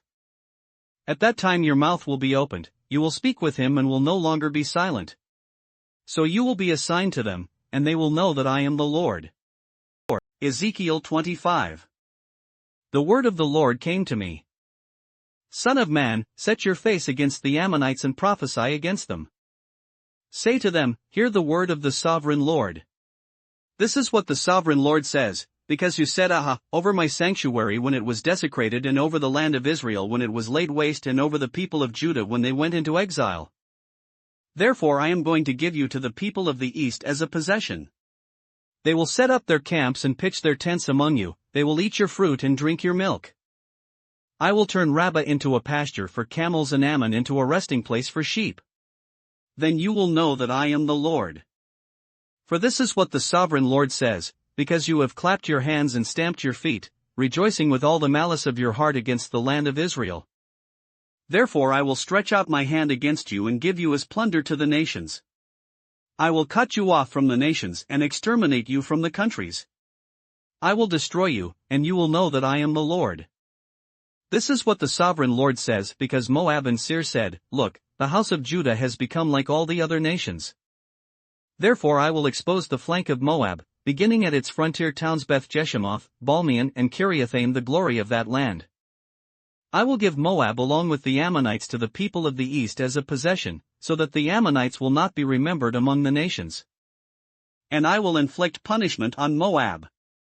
Then they will know that I am the Lord. This is what the sovereign Lord says, because Edom took revenge on the house of Judah and became very guilty by doing so. Therefore this is what the sovereign Lord says, I will stretch out my hand against Edom and kill its men and their animals. I will lay it waste, and from Teman to Dedan they will fall by the sword. I will take vengeance on Edom by the hand of my people Israel, and they will deal with Edom in accordance with my anger and my wrath, they will know my vengeance, declares the sovereign Lord. This is what the sovereign Lord says, because the Philistines acted in vengeance and took revenge with malice in their hearts, and with ancient hostility sought to destroy Judah. Therefore this is what the sovereign Lord says, I am about to stretch out my hand against the Philistines, and I will cut off the Kerethites and destroy those remaining along the coast. I will carry out great vengeance on them and punish them in my wrath. Then they will know that I am the Lord, when I take vengeance on them. Ezekiel 26. In the 11th year, on the first day of the month, the word of the Lord came to me. Son of man, because Tyre has said of Jerusalem, aha! The gate to the nations is broken, and its doors have swung open to me, now that she lies in ruins I will prosper. Therefore this is what the sovereign Lord says, I am against you, O Tyre, and I will bring many nations against you, like the sea casting up its waves. They will destroy the walls of Tyre and pull down her towers, I will scrape away her rubble and make her a bare rock. Out in the sea she will become a place to spread fishing nets, for I have spoken, declares the sovereign Lord. She will become plunder for the nations, and her settlements on the mainland will be ravaged by the sword. Then they will know that I am the Lord. For this is what the sovereign Lord says, from the north I am going to bring against Tyre Nebuchadnezzar king of Babylon, king of kings, with horses and chariots, with horsemen and a great army. He will ravage your settlements on the mainland with the sword, he will set up siege works against you, build a ramp up to your walls and raise his shields against you. He will direct the blows of his battering rams against your walls and demolish your towers with his weapons. His horses will be so many that they will cover you with dust. Your walls will tremble at the noise of the war horses, wagons and chariots when he enters your gates as men enter a city whose walls have been broken through. The hoofs of his horses will trample all your streets, he will kill your people with the sword, and your strong pillars will fall to the ground. They will plunder your wealth and loot your merchandise, they will break down your walls and demolish your fine houses and throw your stones, timber, and rubble into the sea. I will put an end to your noisy songs, and the music of your harps will be heard no more. I will make you a bare rock, and you will become a place to spread fishing nets. You will never be rebuilt, for I the Lord have spoken, declares the sovereign Lord. This is what the sovereign Lord says to Tyre, will not the coastlands tremble at the sound of your fall, when the wounded groan and the slaughter takes place in you? Then all the princes of the coast will step down from their thrones and lay aside their robes and take off their embroidered garments. Clothed with terror, they will sit on the ground, trembling every moment, appalled at you. Then they will take up a lament concerning you and say to you, how you are destroyed, O city of renown, peopled by men of the sea. You are a power on the seas, you and your citizens, you put your terror on all who lived there. Now the coastlands tremble on the day of your fall, the islands in the sea are terrified at your collapse. This is what the sovereign Lord says, when I make you a desolate city, like cities no longer inhabited, and when I bring the ocean depths over you and its vast waters cover you. Then I will bring you down with those who go down to the pit, to the people of long ago. I will make you dwell in the earth below, as in ancient ruins, with those who go down to the pit, and you will not return or take your place in the land of the living. I will bring you to a horrible end and you will be no more. You will be sought, but you will never again be found, declares the sovereign Lord. Ezekiel 27. The word of the Lord came to me. Son of man, take up a lament concerning Tyre. Say to Tyre, situated at the gateway to the sea, merchant of peoples on many coasts, this is what the sovereign Lord says, you say, O Tyre, I am perfect in beauty. Your domain was on the high seas, your builders brought your beauty to perfection.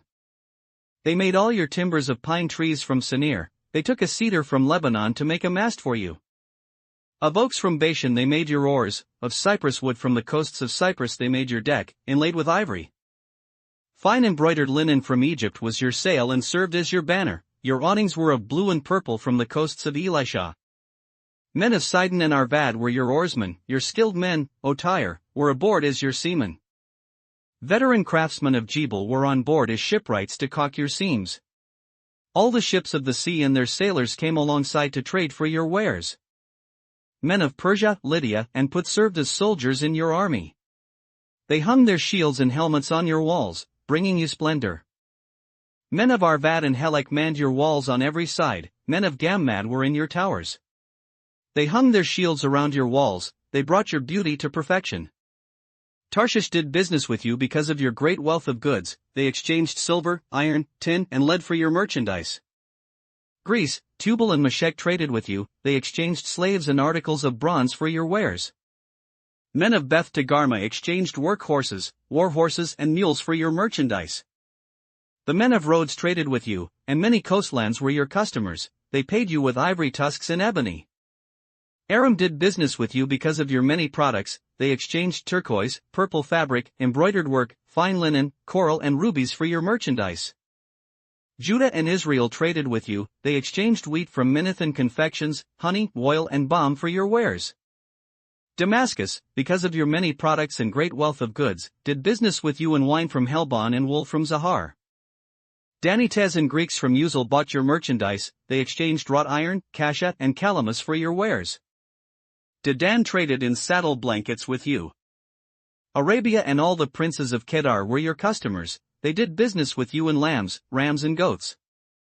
The merchants of Sheba and Ramah traded with you, for your merchandise they exchanged the finest of all kinds of spices and precious stones, and gold. Haran, Cana and Eden and merchants of Sheba, Ashur and Kilmad traded with you. In your marketplace they traded with you beautiful garments, blue fabric, embroidered work and multicolored rugs with cords twisted and tightly knotted. The ships of Tarshish serve as carriers for your wares. You are filled with heavy cargo in the heart of the sea. Your oarsmen take you out to the high seas. But the east wind will break you to pieces in the heart of the sea. Your wealth, merchandise and wares, your mariners, seamen and shipwrights, your merchants and all your soldiers, and everyone else on board will sink into the heart of the sea on the day of your shipwreck. The shorelands will quake when your seamen cry out. All who handle the oars will abandon their ships, the mariners and all the seamen will stand on the shore. They will raise their voice and cry bitterly over you, they will sprinkle dust on their heads and roll in ashes. They will shave their heads because of you and will put on sackcloth. They will weep over you with anguish of soul and with bitter mourning. As they wail and mourn over you, they will take up a lament concerning you, who was ever silenced like Tyre, surrounded by the sea. When your merchandise went out on the seas, you satisfied many nations, with your great wealth and your wares you enriched the kings of the earth. Now you are shattered by the sea in the depths of the waters, your wares and all your company have gone down with you. All who live in the coastlands are appalled at you, their kings shudder with horror and their faces are distorted with fear. The merchants among the nations hiss at you, you have come to a horrible end and will be no more. Ezekiel 28. The word of the Lord came to me. Son of man, say to the ruler of Tyre, this is what the sovereign Lord says, in the pride of your heart you say, I am a god, I sit on the throne of a god in the heart of the seas.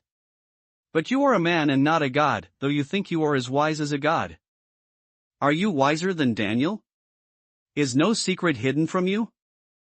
By your wisdom and understanding you have gained wealth for yourself and amassed gold and silver in your treasuries.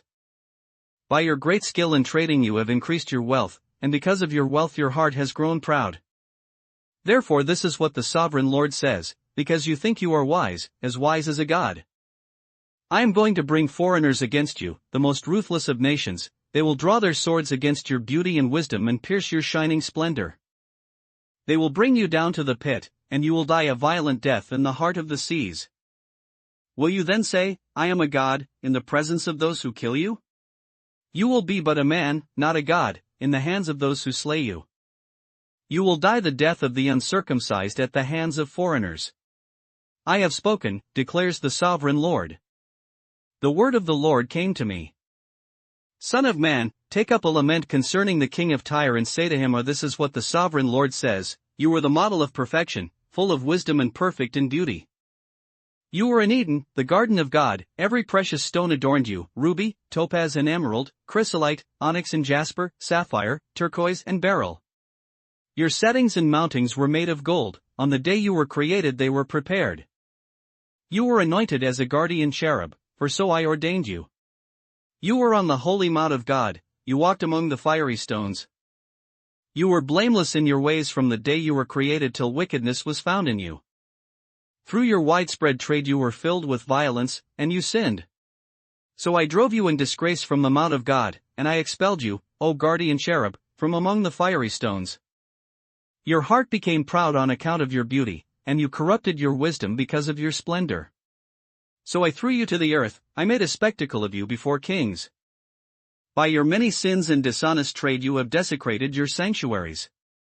So I made a fire come out from you, and it consumed you, and I reduced you to ashes on the ground in the sight of all who were watching. All the nations who knew you are appalled at you, you have come to a horrible end and will be no more. The word of the Lord came to me. Son of man, set your face against Sidon, prophesy against her. And say, this is what the sovereign Lord says, I am against you, O Sidon, and I will gain glory within you. They will know that I am the Lord, when I inflict punishment on her and show myself holy within her. I will send a plague upon her and make blood flow in her streets. The slain will fall within her, with the sword against her on every side. Then they will know that I am the Lord. No longer will the people of Israel have malicious neighbors who are painful briars and sharp thorns. Then they will know that I am the sovereign Lord. This is what the sovereign Lord says: when I gather the people of Israel from the nations where they have been scattered, I will show myself holy among them in the sight of the nations. Then they will live in their own land, which I gave to my servant Jacob. They will live there in safety and will build houses and plant vineyards. They will live in safety when I inflict punishment on all their neighbors who maligned them. Then they will know that I am the Lord their God. Ezekiel 29. In the 10th year, in the 10th month on the 12th day, the word of the Lord came to me. Son of man, set your face against Pharaoh king of Egypt and prophesy against him and against all Egypt. Speak to him and say, this is what the sovereign Lord says: I am against you, Pharaoh king of Egypt, you great monster lying among your streams. You say, the Nile is mine, I made it for myself. But I will put hooks in your jaws and make the fish of your streams stick to your scales. I will pull you out from among your streams, with all the fish sticking to your scales. I will leave you in the desert, you and all the fish of your streams. You will fall on the open field and not be gathered or picked up. I will give you as food to the beasts of the earth and the birds of the air. Then all who live in Egypt will know that I am the Lord. You have been a staff of reed for the house of Israel. When they grasped you with their hands, you splintered and you tore open their shoulders. When they leaned on you, you broke and their backs were wrenched. Therefore this is what the sovereign Lord says: I will bring a sword against you and kill your men and their animals. Egypt will become a desolate wasteland. Then they will know that I am the Lord. Because you said, the Nile is mine, I made it. Therefore I am against you and against your streams, and I will make the land of Egypt a ruin and a desolate waste from Migdol to Aswan, as far as the border of Cush. No foot of man or animal will pass through it, no one will live there for 40 years. I will make the land of Egypt desolate among devastated lands, and her cities will lie desolate for 40 years among ruined cities. And I will disperse the Egyptians among the nations and scatter them through the countries. Yet this is what the sovereign Lord says: at the end of 40 years I will gather the Egyptians from the nations where they were scattered. I will bring them back from captivity and return them to Upper Egypt, the land of their ancestry. There they will be a lowly kingdom. It will be the lowliest of kingdoms and will never again exalt itself above the other nations. I will make it so weak that it will never again rule over the nations. Egypt will no longer be a source of confidence for the people of Israel, but will be a reminder of their sin in turning to her for help. Then they will know that I am the sovereign Lord. In the 27th year, in the 1st month on the 1st day, the word of the Lord came to me. Son of man, Nebuchadnezzar king of Babylon drove his army in a hard campaign against Tyre. Every head was rubbed bare and every shoulder made raw. Yet he and his army got no reward from the campaign he led against Tyre. Therefore this is what the sovereign Lord says: I am going to give Egypt to Nebuchadnezzar king of Babylon, and he will carry off its wealth. He will loot and plunder the land as pay for his army.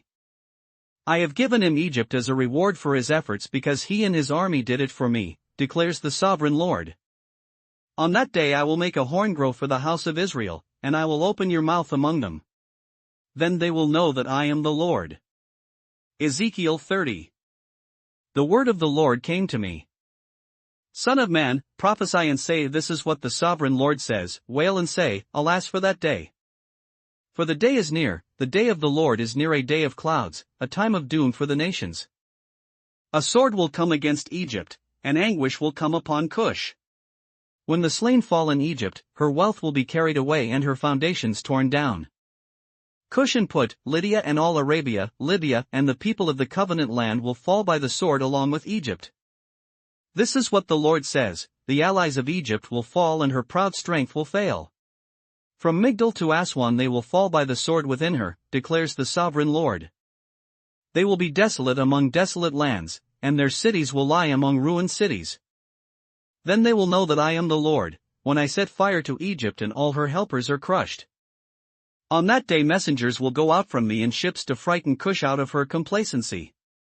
Anguish will take hold of them on the day of Egypt's doom, for it is sure to come. This is what the sovereign Lord says: I will put an end to the hordes of Egypt by the hand of Nebuchadnezzar king of Babylon. He and his army, the most ruthless of nations, will be brought in to destroy the land.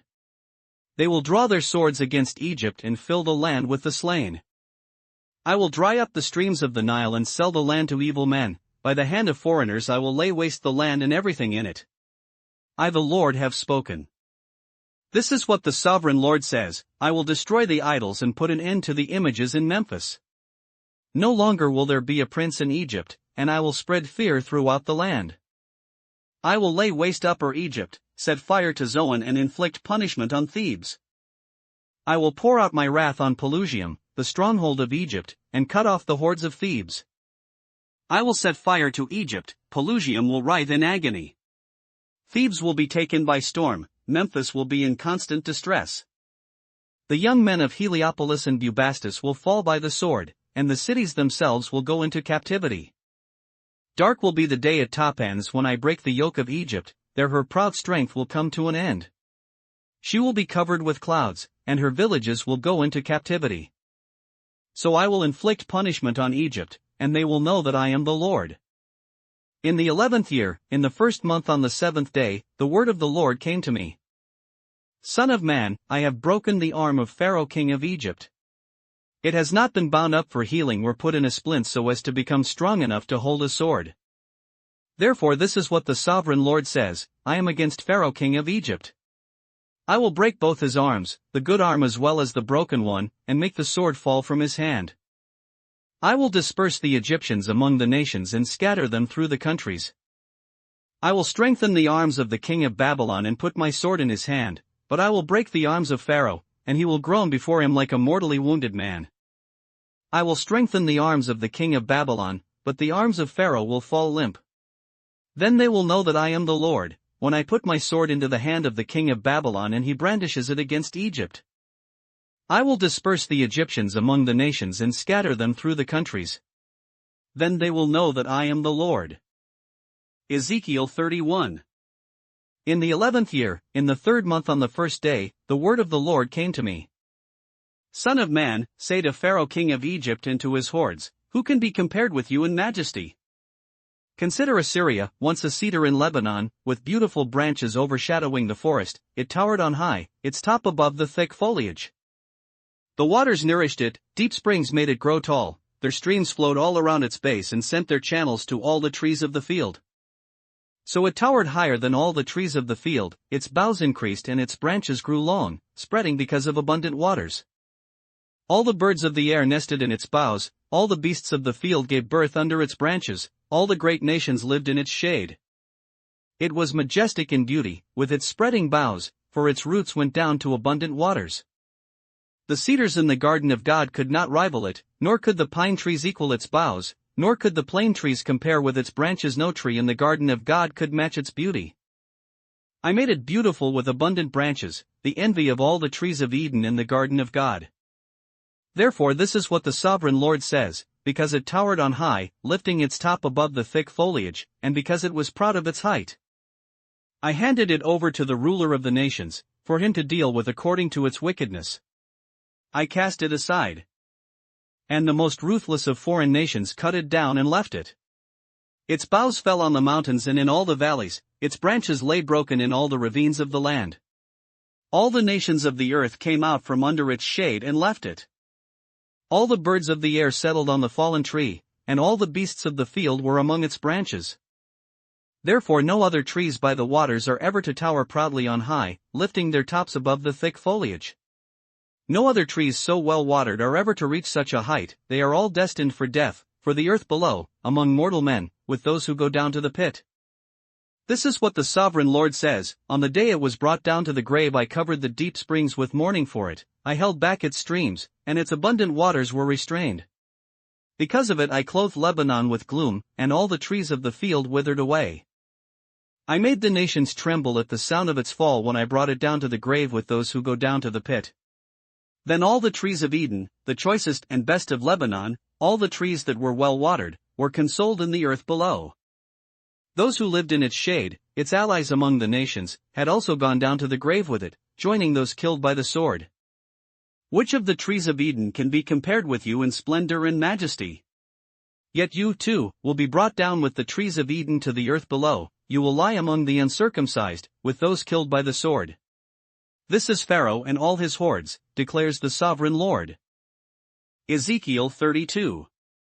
In the 12th year, in the 12th month on the first day, the word of the Lord came to me. Son of man, take up a lament concerning Pharaoh king of Egypt and say to him, You are like a lion among the nations, you are like a monster in the seas thrashing about in your streams, churning the water with your feet and muddying the streams. This is what the sovereign Lord says, With a great throng of people I will cast my net over you, and they will haul you up in my net. I will throw you on the land and hurl you on the open field. I will let all the birds of the air settle on you and all the beasts of the earth gorge themselves on you. I will spread your flesh on the mountains and fill the valleys with your remains. I will drench the land with your flowing blood all the way to the mountains, and the ravines will be filled with your flesh. When I snuff you out, I will cover the heavens and darken their stars, I will cover the sun with a cloud, and the moon will not give its light. All the shining lights in the heavens I will darken over you, I will bring darkness over your land, declares the sovereign Lord. I will trouble the hearts of many peoples when I bring about your destruction among the nations, among lands you have not known. I will cause many peoples to be appalled at you, and their kings will shudder with horror because of you when I brandish my sword before them. On the day of your downfall each of them will tremble every moment for his life. For this is what the sovereign Lord says, the sword of the king of Babylon will come against you. I will cause your hordes to fall by the swords of mighty men, the most ruthless of all nations. They will shatter the pride of Egypt, and all her hordes will be overthrown. I will destroy all her cattle from beside abundant waters, no longer to be stirred by the foot of man or muddied by the hoofs of cattle. Then I will let her waters settle and make her streams flow like oil, declares the sovereign Lord. When I make Egypt desolate and strip the land of everything in it, when I strike down all who live there, then they will know that I am the Lord. This is the lament they will chant for her. The daughters of the nations will chant it, for Egypt and all her hordes they will chant it, declares the sovereign Lord. In the 12th year, on the 15th day of the month, the word of the Lord came to me. Son of man, wail for the hordes of Egypt and consign to the earth below both her and the daughters of mighty nations, with those who go down to the pit. Say to them, Are you more favored than others? Go down and be laid among the uncircumcised. They will fall among those killed by the sword. The sword is drawn, let her be dragged off with all her hordes. From within the grave the mighty leaders will say of Egypt and her allies, They have come down and they lie with the uncircumcised, with those killed by the sword. Assyria is there with her whole army, she is surrounded by the graves of all her slain, all who have fallen by the sword. Their graves are in the depths of the pit and her army lies around her grave. All who had spread terror in the land of the living are slain, fallen by the sword. Elam is there, with all her hordes around her grave. All of them are slain, fallen by the sword. All who had spread terror in the land of the living went down uncircumcised to the earth below. They bear their shame with those who go down to the pit. A bed is made for her among the slain, with all her hordes around her grave. All of them are uncircumcised, killed by the sword. Because their terror had spread in the land of the living, they bear their shame with those who go down to the pit, they are laid among the slain. Meshech and Tubal are there, with all their hordes around their graves. All of them are uncircumcised, killed by the sword because they spread their terror in the land of the living. Do they not lie with the other uncircumcised warriors who have fallen, who went down to the grave with their weapons of war, whose swords were placed under their heads? The punishment for their sins rested on their bones, though the terror of these warriors had stalked through the land of the living. You too, O Pharaoh, will be broken and will lie among the uncircumcised, with those killed by the sword. Edom is there, her kings and all her princes, despite their power, they are laid with those killed by the sword. They lie with the uncircumcised, with those who go down to the pit. All the princes of the north and all the Sidonians are there, they went down with the slain in disgrace despite the terror caused by their power. They lie uncircumcised with those killed by the sword and bear their shame with those who go down to the pit. Pharaoh he and all his army will see them and he will be consoled for all his hordes that were killed by the sword, declares the sovereign Lord. Although I had him spread terror in the land of the living, Pharaoh and all his hordes will be laid among the uncircumcised, with those killed by the sword, declares the sovereign Lord. Ezekiel 33. The word of the Lord came to me. Son of man, speak to your countrymen and say to them, When I bring the sword against a land, and the people of the land choose one of their men and make him their watchman. And he sees the sword coming against the land and blows the trumpet to warn the people. Then if anyone hears the trumpet but does not take warning and the sword comes and takes his life, his blood will be on his own head. Since he heard the sound of the trumpet but did not take warning, his blood will be on his own head. If he had taken warning, he would have saved himself. But if the watchman sees the sword coming and does not blow the trumpet to warn the people and the sword comes and takes the life of one of them, that man will be taken away because of his sin, but I will hold the watchman accountable for his blood. Son of man, I have made you a watchman for the house of Israel, so hear the word I speak and give them warning from me. When I say to the wicked, O wicked man, you will surely die, and you do not speak out to dissuade him from his ways, that wicked man will die for his sin, and I will hold you accountable for his blood. But if you do warn the wicked man to turn from his ways and he does not do so, he will die for his sin, but you will be saved yourself.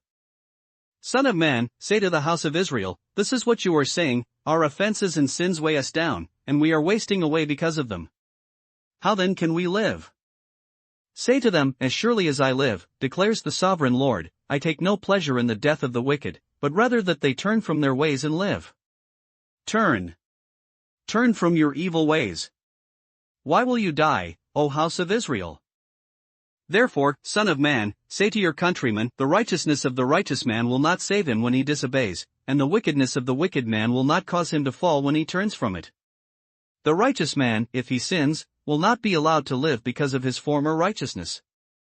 If I tell the righteous man that he will surely live, but then he trusts in his righteousness and does evil, none of the righteous things he has done will be remembered, he will die for the evil he has done. And if I say to the wicked man, you will surely die, but he then turns away from his sin and does what is just and right. If he gives back what he took in pledge for a loan, returns what he has stolen, follows the decrees that give life, and does no evil, he will surely live, he will not die. None of the sins he has committed will be remembered against him. He has done what is just and right, he will surely live. Yet your countrymen say, the way of the Lord is not just. But it is their way that is not just. If a righteous man turns from his righteousness and does evil, he will die for it. And if a wicked man turns away from his wickedness and does what is just and right, he will live by doing so. Yet, O house of Israel, you say, the way of the Lord is not just. But I will judge each of you according to his own ways. In the 12th year of our exile, in the 10th month on the 5th day, a man who had escaped from Jerusalem came to me and said, the city has fallen. Now the evening before the man arrived, the hand of the Lord was upon me, and he opened my mouth before the man came to me in the morning. So my mouth was opened and I was no longer silent. Then the word of the Lord came to me. Son of man, the people living in those ruins in the land of Israel are saying Abraham was only one man, yet he possessed the land. But we are many, surely the land has been given to us as our possession. Therefore say to them, this is what the sovereign Lord says, since you eat meat with the blood still in it and look to your idols and shed blood, should you then possess the land? You rely on your sword, you do detestable things, and each of you defiles his neighbor's wife. Should you then possess the land?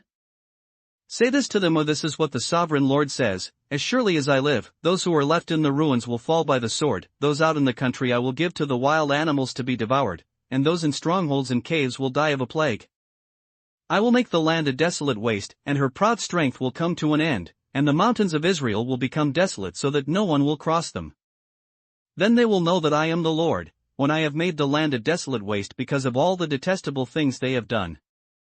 As for you, son of man, your countrymen are talking together about you by the walls and at the doors of the houses, saying to each other, come and hear the message that has come from the Lord. My people come to you, as they usually do, and sit before you to listen to your words, but they do not put them into practice. With their mouths they express devotion, but their hearts are greedy for unjust gain. Indeed, to them you are nothing more than one who sings love songs with a beautiful voice and plays an instrument well, for they hear your words but do not put them into practice. When all this comes true, and it surely will, then they will know that a prophet has been among them. Ezekiel 34. The word of the Lord came to me. Son of man, prophesy against the shepherds of Israel, prophesy and say to them, this is what the sovereign Lord says, woe to the shepherds of Israel who only take care of themselves. Should not shepherds take care of the flock? You eat the curds, clothe yourselves with the wool and slaughter the choice animals, but you do not take care of the flock. You have not strengthened the weak or healed the sick or bound up the injured. You have not brought back the strays or searched for the lost. You have ruled them harshly and brutally. So they were scattered because there was no shepherd, and when they were scattered they became food for all the wild animals. My sheep wandered over all the mountains and on every high hill. They were scattered over the whole earth, and no one searched or looked for them. Therefore, you shepherds, hear the word of the Lord. As surely as I live, declares the sovereign Lord, because my flock lacks a shepherd and so has been plundered and has become food for all the wild animals, and because my shepherds did not search for my flock but cared for themselves rather than for my flock. Therefore, O shepherds, hear the word of the Lord. This is what the sovereign Lord says, I am against the shepherds and will hold them accountable for my flock. I will remove them from tending the flock so that the shepherds can no longer feed themselves. I will rescue my flock from their mouths, and it will no longer be food for them. For this is what the sovereign Lord says, I myself will search for my sheep and look after them. As a shepherd looks after his scattered flock when he is with them, so will I look after my sheep. I will rescue them from all the places where they were scattered on a day of clouds and darkness. I will bring them out from the nations and gather them from the countries, and I will bring them into their own land. I will pasture them on the mountains of Israel, in the ravines and in all the settlements in the land. I will tend them in a good pasture, and the mountain heights of Israel will be their grazing land. There they will lie down in good grazing land, and there they will feed in a rich pasture on the mountains of Israel. I myself will tend my sheep and make them lie down, declares the sovereign Lord. I will search for the lost and bring back the strays. I will bind up the injured and strengthen the weak, but the sleek and the strong I will destroy. I will shepherd the flock with justice. As for you, my flock, this is what the sovereign Lord says, I will judge between one sheep and another, and between rams and goats. Is it not enough for you to feed on the good pasture? Must you also trample the rest of your pasture with your feet? Is it not enough for you to drink clear water? Must you also muddy the rest with your feet? Must my flock feed on what you have trampled and drink what you have muddied with your feet? Therefore this is what the sovereign Lord says to them, see, I myself will judge between the fat sheep and the lean sheep. Because you shove with flank and shoulder, butting all the weak sheep with your horns until you have driven them away. I will save my flock, and they will no longer be plundered. I will judge between one sheep and another. I will place over them one shepherd, my servant David, and he will tend them and be their shepherd. I the Lord will be their God, and my servant David will be prince among them. I the Lord have spoken. I will make a covenant of peace with them and rid the land of wild beasts so that they may live in the desert and sleep in the forests in safety. I will bless them in the places surrounding my hill. I will send down showers in season, there will be showers of blessing. The trees of the field will yield their fruit and the ground will yield its crops, the people will be secure in their land. They will know that I am the Lord, when I break the bars of their yoke and rescue them from the hands of those who enslave them. They will no longer be plundered by the nations, nor will wild animals devour them. They will live in safety, and no one will make them afraid. I will provide for them a land renowned for its crops, and they will no longer be victims of famine in the land or bear the scorn of the nations. Then they will know that I, the Lord their God, am with them and that they, the house of Israel, are my people, declares the sovereign Lord. You my sheep, the sheep of my pasture, are people, and I am your God, declares the sovereign Lord. Ezekiel 35. The word of the Lord came to me. Son of man, set your face against Mount Seir, prophesy against it. And say, this is what the sovereign Lord says, I am against you, Mount Seir, and I will stretch out my hand against you and make you a desolate waste. I will turn your towns into ruins and you will be desolate. Then you will know that I am the Lord. Because you harbored an ancient hostility and delivered the Israelites over to the sword at the time of their calamity, the time their punishment reached its climax. Therefore as surely as I live, declares the sovereign Lord, I will give you over to bloodshed and it will pursue you. Since you did not hate bloodshed, bloodshed will pursue you. I will make Mount Seir a desolate waste and cut off from it all who come and go. I will fill your mountains with the slain, those killed by the sword will fall on your hills and in your valleys and in all your ravines. I will make you desolate forever, your towns will not be inhabited. Then you will know that I am the Lord. Because you have said, these two nations and countries will be ours and we will take possession of them, even though I the Lord was there. Therefore as surely as I live, declares the sovereign Lord, I will treat you in accordance with the anger and jealousy you showed in your hatred of them, and I will make myself known among them when I judge you. Then you will know that I the Lord have heard all the contemptible things you have said against the mountains of Israel. You said, they have been laid waste and have been given over to us to devour. You boasted against me and spoke against me without restraint, and I heard it. This is what the sovereign Lord says, while the whole earth rejoices, I will make you desolate. Because you rejoiced when the inheritance of the house of Israel became desolate, that is how I will treat you.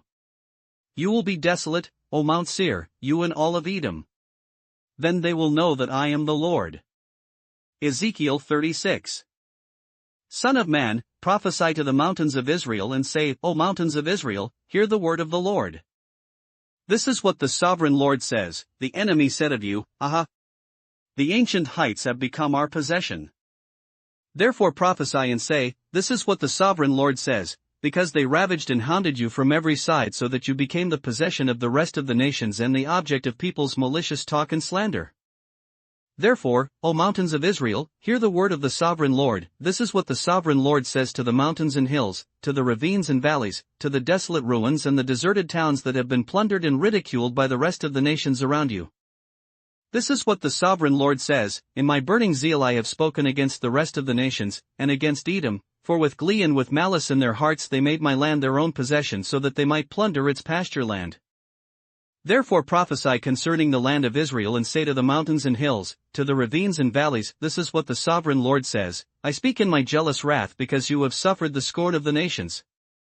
Therefore this is what the sovereign Lord says, I swear with uplifted hand that the nations around you will also suffer scorn. But you, O mountains of Israel, will produce branches and fruit for my people Israel, for they will soon come home. I am concerned for you and will look on you with favor, you will be plowed and sown. And I will multiply the number of people upon you, even the whole house of Israel. The towns will be inhabited and the ruins rebuilt. I will increase the number of men and animals upon you, and they will be fruitful and become numerous. I will settle people on you as in the past and will make you prosper more than before. Then you will know that I am the Lord. I will cause people, my people Israel, to walk upon you. They will possess you, and you will be their inheritance. You will never again deprive them of their children. This is what the sovereign Lord says, because people say to you, you devour men and deprive your nation of its children. Therefore you will no longer devour men or make your nation childless, declares the sovereign Lord. No longer will I make you hear the taunts of the nations, and no longer will you suffer the scorn of the peoples or cause your nation to fall, declares the sovereign Lord. Again the word of the Lord came to me. Son of man, when the people of Israel were living in their own land, they defiled it by their conduct and their actions. Their conduct was like a woman's monthly uncleanness in my sight. So I poured out my wrath on them because they had shed blood in the land and because they had defiled it with their idols. I dispersed them among the nations, and they were scattered through the countries. I judged them according to their conduct and their actions. And wherever they went among the nations they profaned my holy name, for it was said of them, these are the Lord's people, and yet they had to leave his land. I had concern for my holy name, which the house of Israel profaned among the nations where they had gone. Therefore say to the house of Israel, this is what the sovereign Lord says, it is not for your sake, O house of Israel, that I am going to do these things, but for the sake of my holy name, which you have profaned among the nations where you have gone. I will show the holiness of my great name, which has been profaned among the nations, the name you have profaned among them. Then the nations will know that I am the Lord, declares the sovereign Lord, when I show myself holy through you before their eyes. For I will take you out of the nations, I will gather you from all the countries and bring you back into your own land. I will sprinkle clean water on you, and you will be clean, I will cleanse you from all your impurities and from all your idols. I will give you a new heart and put a new spirit in you, I will remove from you your heart of stone and give you a heart of flesh. And I will put my spirit in you and move you to follow my decrees and be careful to keep my laws. You will live in the land I gave your forefathers, you will be my people, and I will be your God. I will save you from all your uncleanness. I will call for the corn and make it plentiful and will not bring famine upon you. I will increase the fruit of the trees and the crops of the field, so that you will no longer suffer disgrace among the nations because of famine. Then you will remember your evil ways and wicked deeds, and you will loathe yourselves for your sins and detestable practices. I want you to know that I am not doing this for your sake, declares the sovereign Lord. Be ashamed and disgraced for your conduct, O house of Israel. This is what the sovereign Lord says: on the day I cleanse you from all your sins, I will resettle your towns, and the ruins will be rebuilt. The desolate land will be cultivated instead of lying desolate in the sight of all who pass through it. They will say, this land that was laid waste has become like the Garden of Eden. The cities that were lying in ruins, desolate and destroyed, are now fortified and inhabited. Then the nations around you that remain will know that I the Lord have rebuilt what was destroyed and have replanted what was desolate. I the Lord have spoken, and I will do it. This is what the sovereign Lord says: once again I will yield to the plea of the house of Israel and do this for them. I will make their people as numerous as sheep, as numerous as the flocks for offerings at Jerusalem during her appointed feasts. So will the ruined cities be filled with flocks of people. Then they will know that I am the Lord. Ezekiel 37. The hand of the Lord was upon me, and he brought me out by the Spirit of the Lord and set me in the middle of a valley. It was full of bones. He led me to and fro among them, and I saw a great many bones on the floor of the valley, bones that were very dry. He asked me, Son of man, can these bones live? I said, O sovereign Lord, you alone know. Then he said to me, Prophesy to these bones and say to them, Dry bones, hear the word of the Lord. This is what the sovereign Lord says to these bones: I will make breath enter you, and you will come to life. I will attach tendons to you and make flesh come upon you and cover you with skin. I will put breath in you, and you will come to life. Then you will know that I am the Lord. So I prophesied as I was commanded. And as I was prophesying, there was a noise, a rattling sound, and the bones came together, bone to bone. I looked, and tendons and flesh appeared on them and skin covered them, but there was no breath in them. Then he said to me, Prophesy to the breath, prophesy, son of man, and say to it, This is what the sovereign Lord says: Come from the four winds, O breath, and breathe into these slain, that they may live. So I prophesied as he commanded me, and breath entered them. They came to life and stood up on their feet, a vast army. Then he said to me, Son of man, these bones are the whole house of Israel. They say, Our bones are dried up and our hope is gone, we are cut off. Therefore prophesy and say to them, Oh, this is what the sovereign Lord says: O my people, I am going to open your graves and bring you up from them. I will bring you back to the land of Israel. Then you, my people, will know that I am the Lord, when I open your graves and bring you up from them. I will put my spirit in you and you will live, and I will settle you in your own land. Then you will know that I the Lord have spoken, and I have done it, declares the Lord. The word of the Lord came to me. Son of man, take a stick of wood and write on it, belonging to Judah and the Israelites associated with him. Then take another stick of wood, and write on it Ephraim's stick, belonging to Joseph and all the house of Israel associated with him. Join them together into one stick so that they will become one in your hand. When your countrymen ask you, Won't you tell us what you mean by this? Say to them, This is what the sovereign Lord says: I am going to take the stick of Joseph which is in Ephraim's hand and of the Israelite tribes associated with him, and join it to Judah's stick, making them a single stick of wood, and they will become one in my hand. Hold before their eyes the sticks you have written on. And say to them, This is what the sovereign Lord says: I will take the Israelites out of the nations where they have gone. I will gather them from all around and bring them back into their own land. I will make them one nation in the land, on the mountains of Israel. There will be one king over all of them, and they will never again be two nations or be divided into two kingdoms. They will no longer defile themselves with their idols and vile images or with any of their offenses, for I will save them from all their sinful backsliding, and I will cleanse them. They will be my people, and I will be their God. My servant David will be king over them, and they will all have one shepherd. They will follow my laws and be careful to keep my decrees. They will live in the land I gave to my servant Jacob, the land where your fathers lived. They and their children's children will live there forever, and David my servant will be their prince forever. I will make a covenant of peace with them, it will be an everlasting covenant. I will establish them and increase their numbers, and I will put my sanctuary among them forever.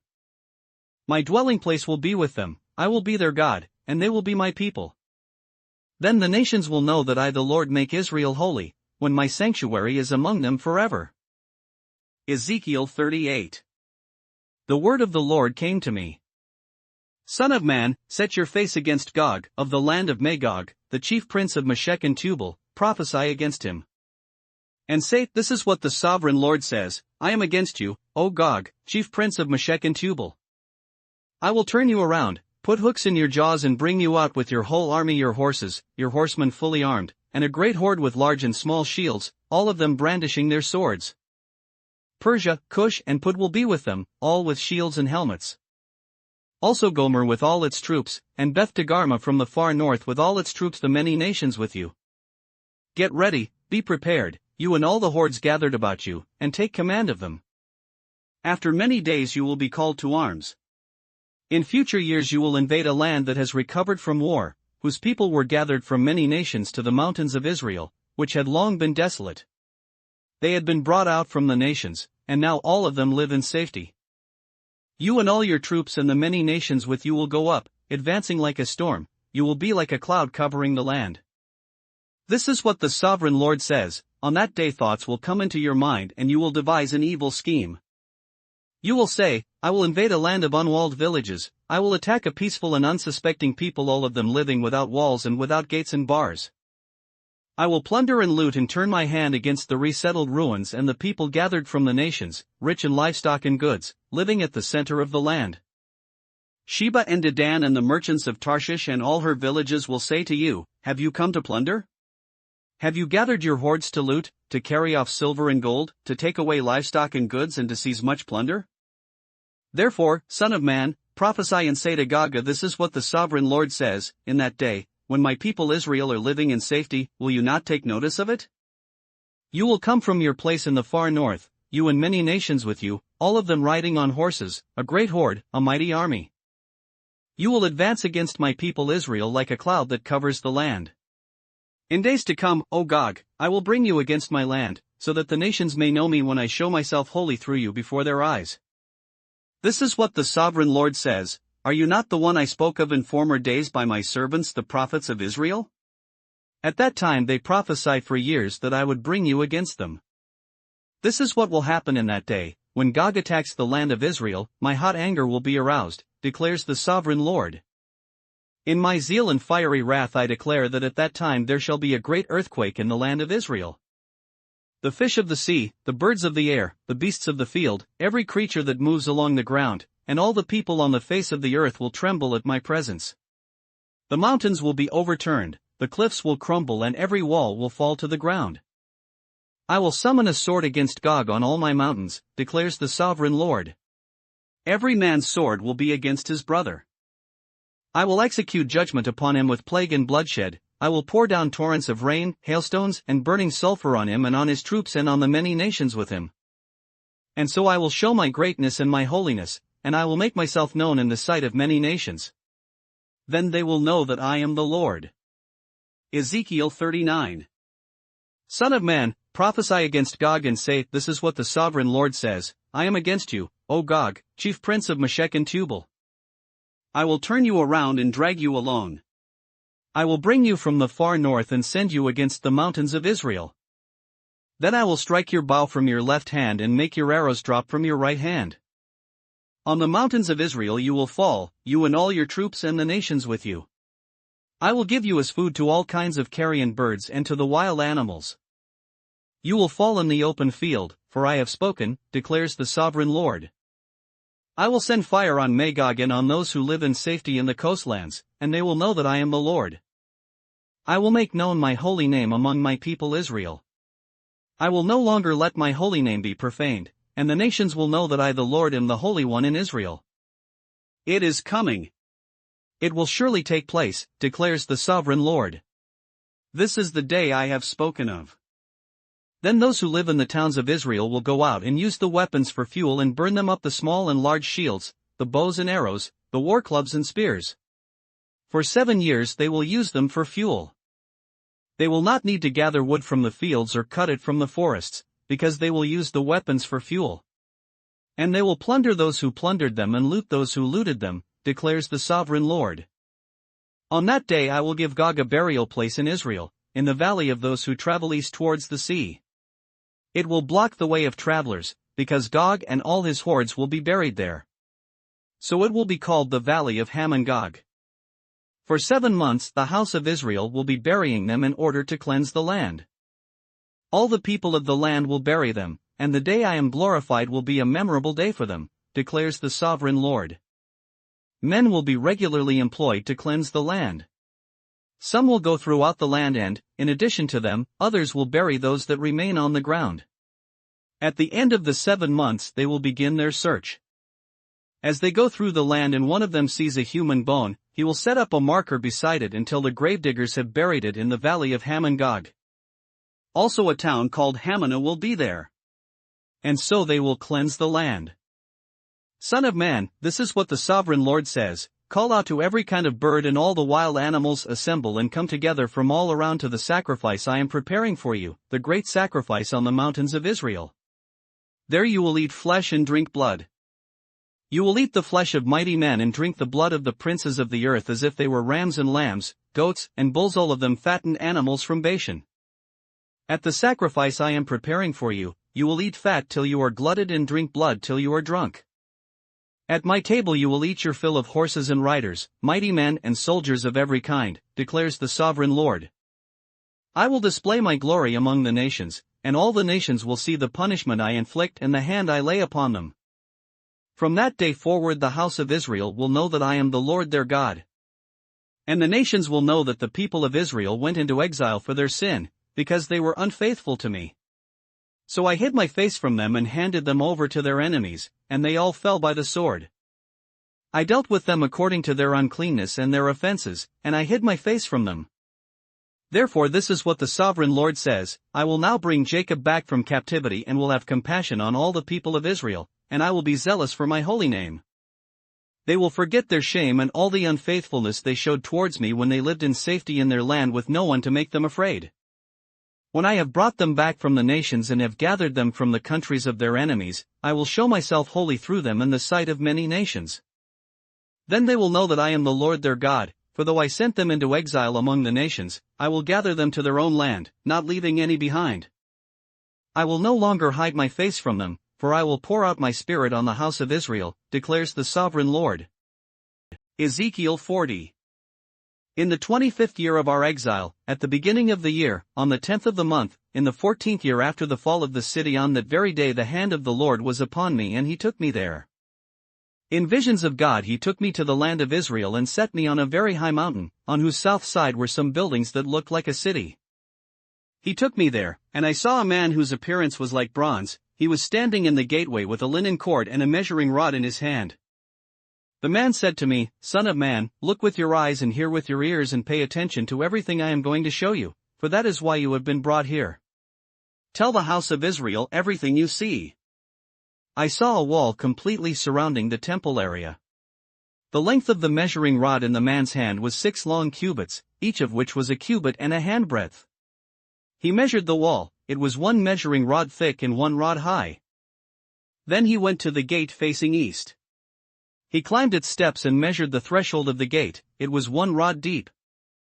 The alcoves for the guards were 1 rod long and 1 rod wide, and the projecting walls between the alcoves were 5 cubits thick.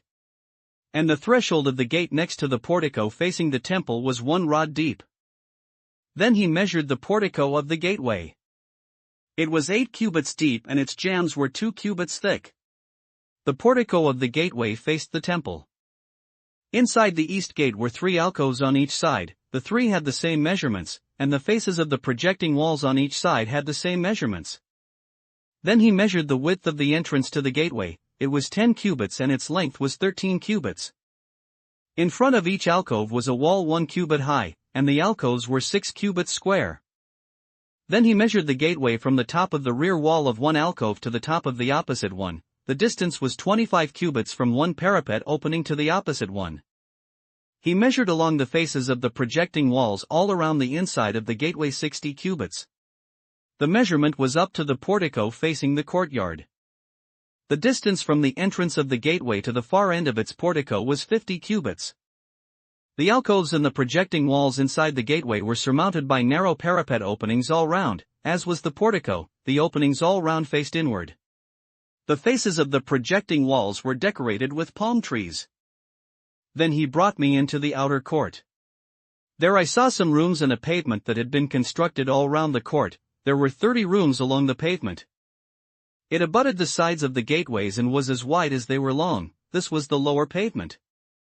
Then he measured the distance from the inside of the lower gateway to the outside of the inner court. It was 100 cubits on the east side as well as on the north. Then he measured the length and width of the gate facing north, leading into the outer court. Its alcoves 3 on each side, its projecting walls and its portico had the same measurements as those of the first gateway. It was 50 cubits long and 25 cubits wide. Its openings, its portico and its palm tree decorations had the same measurements as those of the gate facing east. 7 steps led up to it, with its portico opposite them. There was a gate to the inner court facing the north gate, just as there was on the east. He measured from one gate to the opposite one. It was 100 cubits. Then he led me to the south side and I saw a gate facing south. He measured its jambs and its portico, and they had the same measurements as the others. The gateway and its portico had narrow openings all round, like the openings of the others. It was 50 cubits long and 25 cubits wide. 7 steps led up to it, with its portico opposite them. It had palm tree decorations on the faces of the projecting walls on each side. The inner court also had a gate facing south, and he measured from this gate to the outer gate on the south side. It was 100 cubits. Then he brought me into the inner court through the south gate, and he measured the south gate. It had the same measurements as the others. Its alcoves, its projecting walls and its portico had the same measurements as the others. The gateway and its portico had openings all round. It was 50 cubits long and 25 cubits wide. The porticos of the gateways around the inner court were 25 cubits wide and 5 cubits deep. Its portico faced the outer court, palm trees decorated its jambs, and 8 steps led up to it.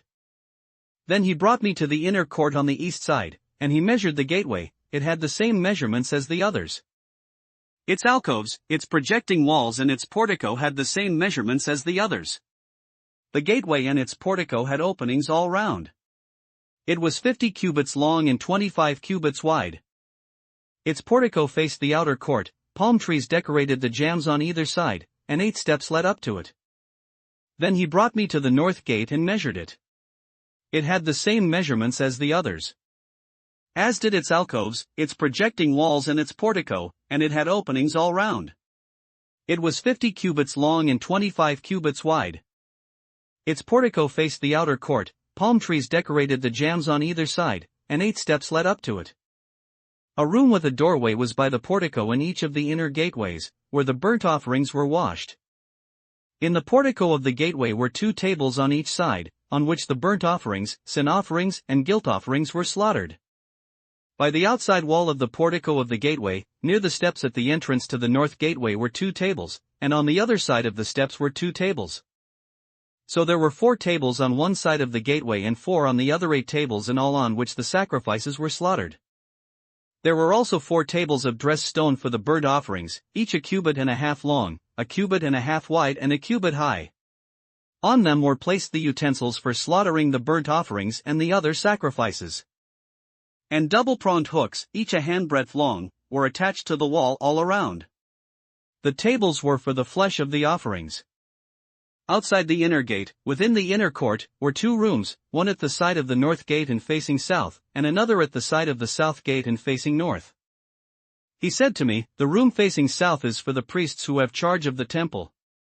And the room facing north is for the priests who have charge of the altar. These are the sons of Zadok, who are the only Levites who may draw near to the Lord to minister before him." Then he measured the court. It was square 100 cubits long and 100 cubits wide. And the altar was in front of the temple. He brought me to the portico of the temple and measured the jambs of the portico. They were 5 cubits wide on either side. The width of the entrance was 14 cubits and its projecting walls were 3 cubits wide on either side. The portico was 20 cubits wide, and 12 cubits from front to back. It was reached by a flight of stairs, and there were pillars on each side of the jambs. Ezekiel 41. Then the man brought me to the outer sanctuary and measured the jambs. The width of the jambs was 6 cubits on each side. The entrance was 10 cubits wide, and the projecting walls on each side of it were 5 cubits wide. He also measured the outer sanctuary. It was 40 cubits long and 20 cubits wide. Then he went into the inner sanctuary and measured the jambs of the entrance. Each was 2 cubits wide. The entrance was 6 cubits wide, and the projecting walls on each side of it were 7 cubits wide. And he measured the length of the inner sanctuary. It was 20 cubits, and its width was 20 cubits across the end of the outer sanctuary. He said to me, "This is the most holy place." Then he measured the wall of the temple. It was 6 cubits thick, and each side room round the temple was 4 cubits wide. The side rooms were on 3 levels, one above another, 30 on each level. There were ledges all round the wall of the temple to serve as supports for the side rooms, so that the supports were not inserted into the wall of the temple. The side rooms all round the temple were wider at each successive level. The structure surrounding the temple was built in ascending stages, so that the rooms widened as one went upward. A stairway went up from the lowest floor to the top floor through the middle floor. I saw that the temple had a raised base all round it, forming the foundation of the side rooms. It was the length of the rod, 6 long cubits. The outer wall of the side rooms was 5 cubits thick. The open area between the side rooms of the temple and the priests' rooms was 20 cubits wide all round the temple. There were entrances to the side rooms from the open area, one on the north and another on the south, and the base adjoining the open area was 5 cubits wide all round. The building facing the temple courtyard on the west side was 70 cubits wide. The wall of the building was 5 cubits thick all round, and its length was 90 cubits.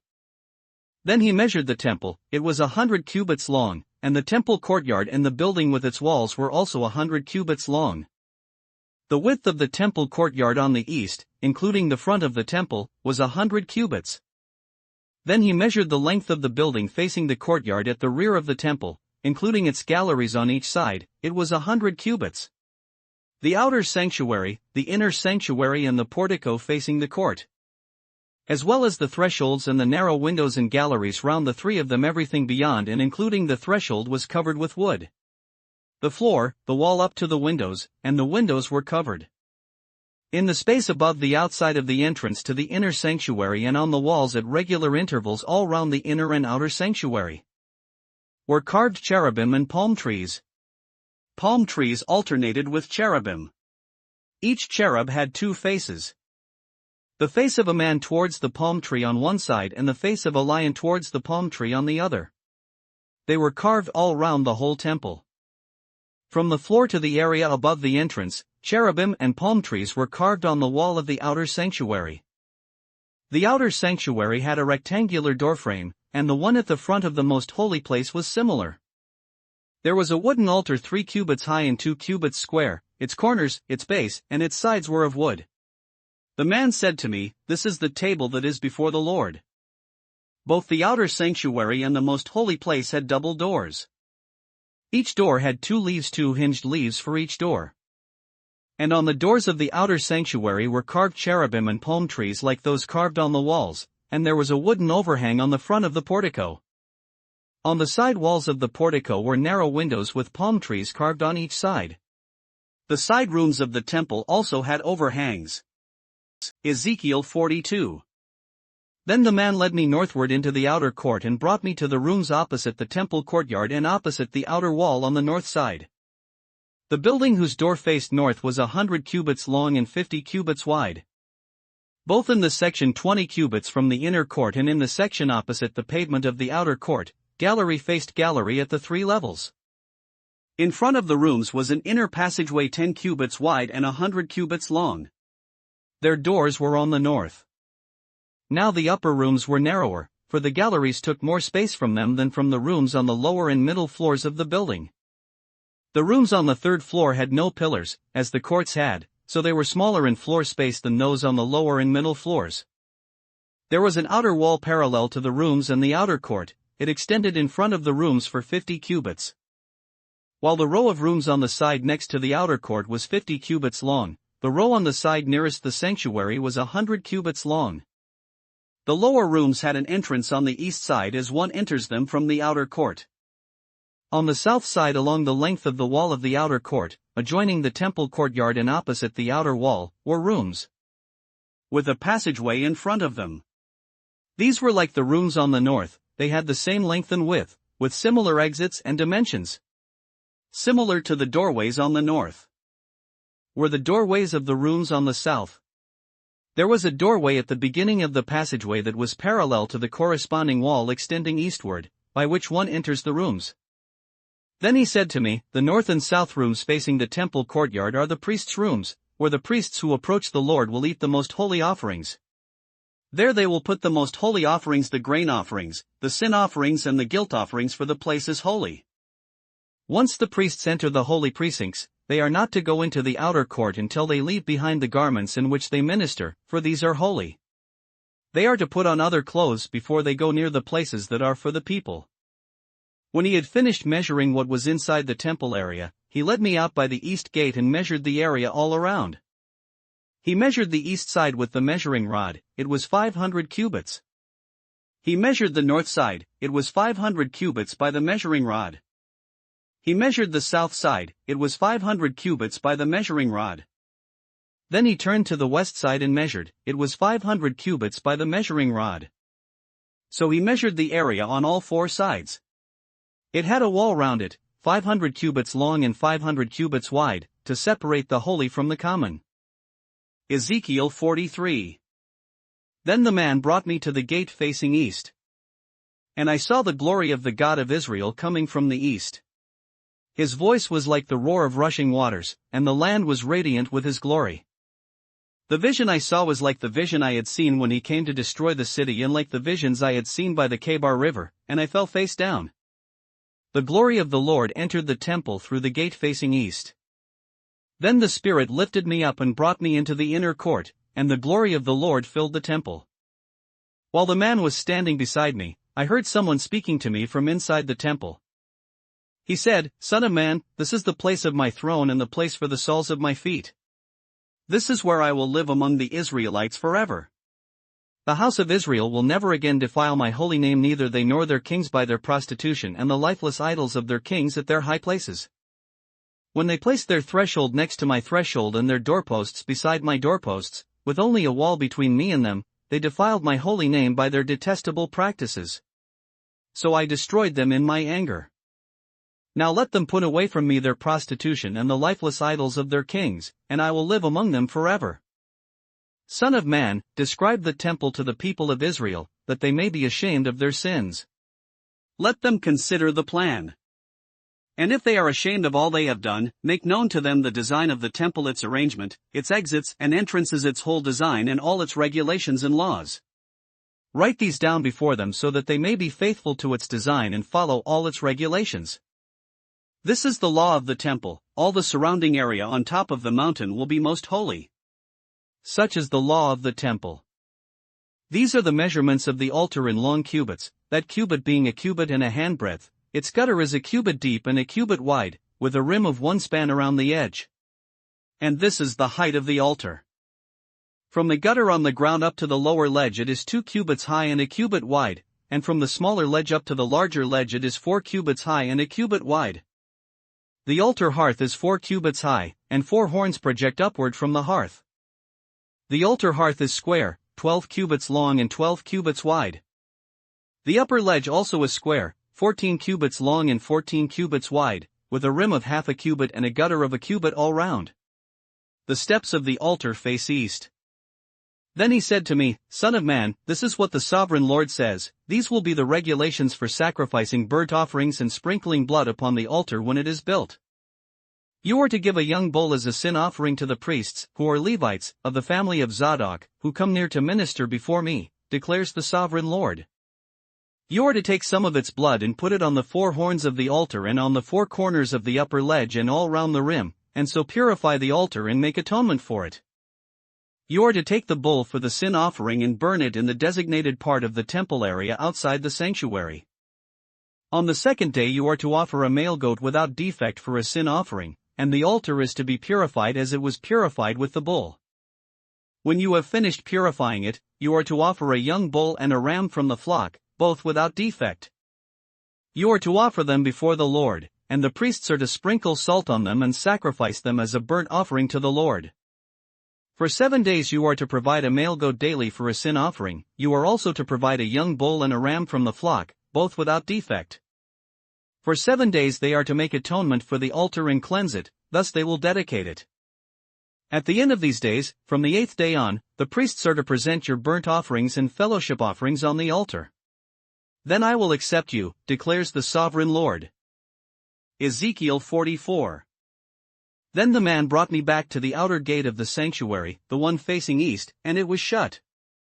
The Lord said to me, "This gate is to remain shut. It must not be opened, no one may enter through it. It is to remain shut because the Lord, the God of Israel, has entered through it. The prince himself is the only one who may sit inside the gateway to eat in the presence of the Lord. He is to enter by way of the portico of the gateway and go out the same way."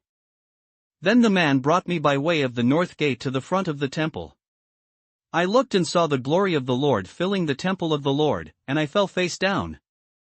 The Lord said to me, "Son of man, look carefully, listen closely and give attention to everything I tell you concerning all the regulations regarding the temple of the Lord. Give attention to the entrance of the temple and all the exits of the sanctuary. Say to the rebellious house of Israel, this is what the sovereign Lord says, enough of your detestable practices, O house of Israel. In addition to all your other detestable practices, you brought foreigners uncircumcised in heart and flesh into my sanctuary, desecrating my temple while you offered me food, fat and blood, and you broke my covenant. Instead of carrying out your duty in regard to my holy things, you put others in charge of my sanctuary. This is what the sovereign Lord says, no foreigner uncircumcised in heart and flesh is to enter my sanctuary, not even the foreigners who live among the Israelites.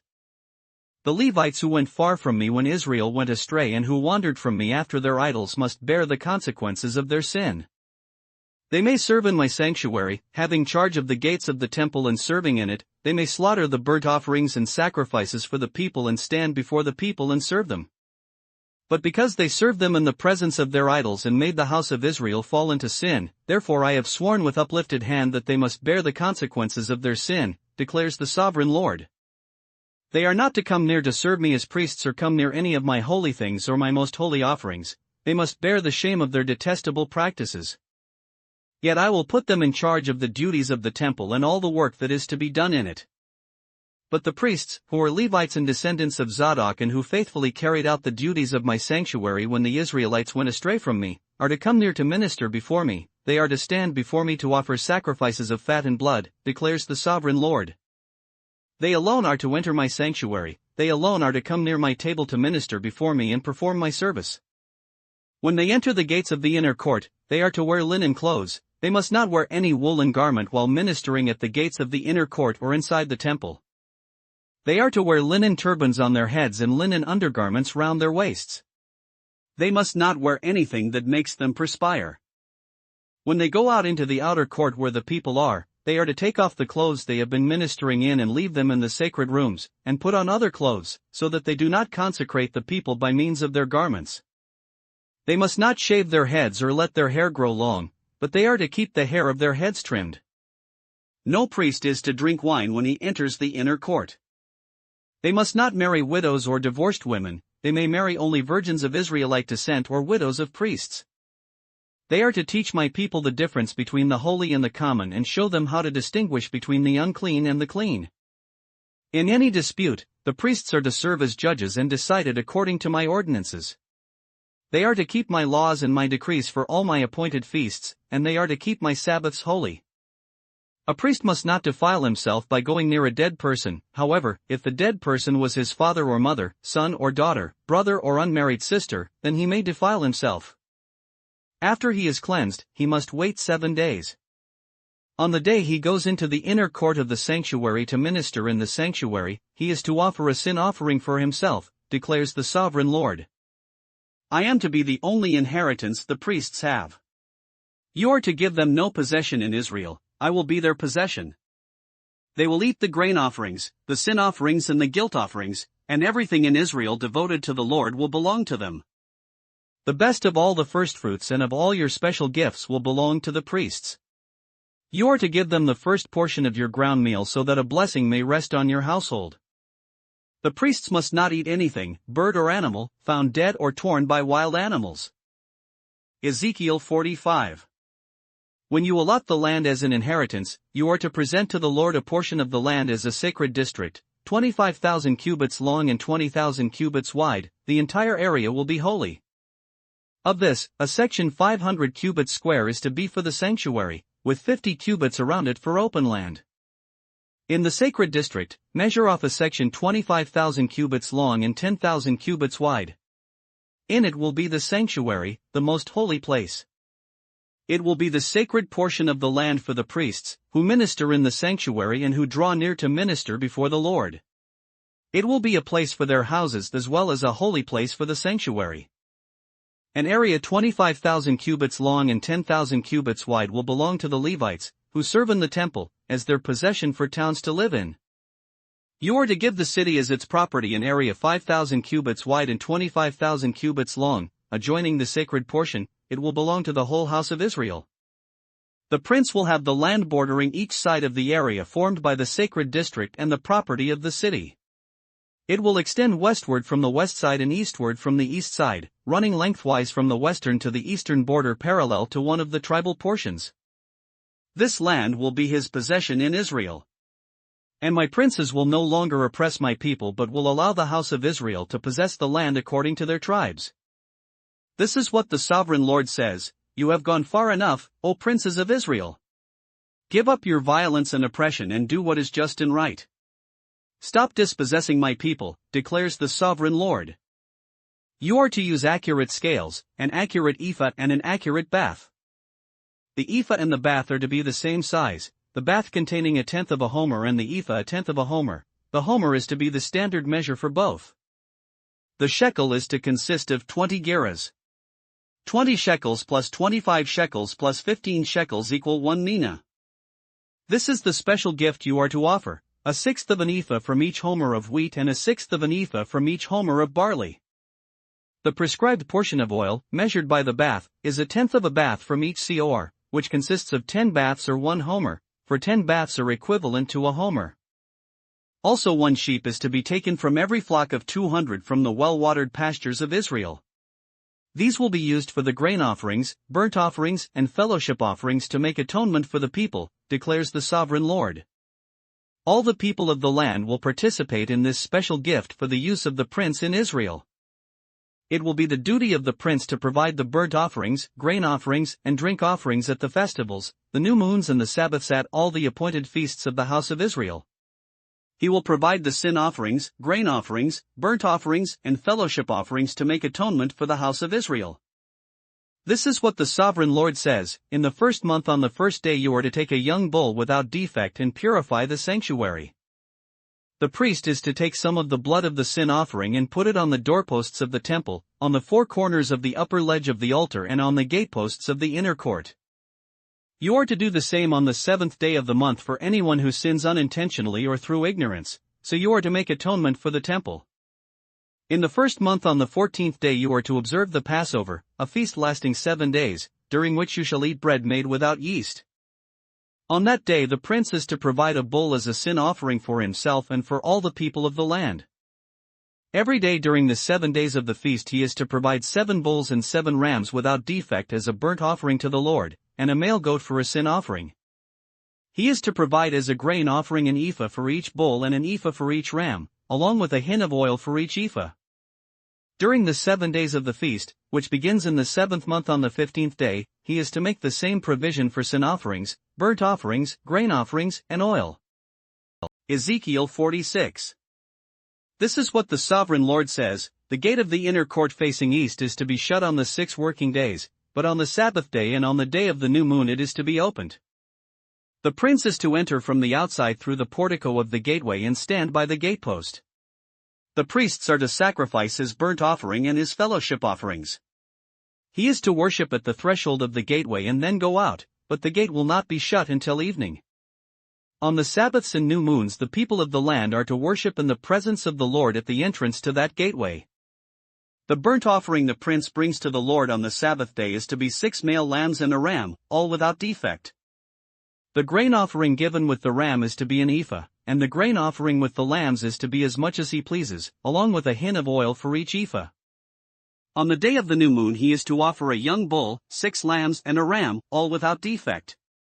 He is to provide as a grain offering 1 ephah with the bull, 1 ephah with the ram, and with the lambs as much as he wants to give, along with a hin of oil with each ephah.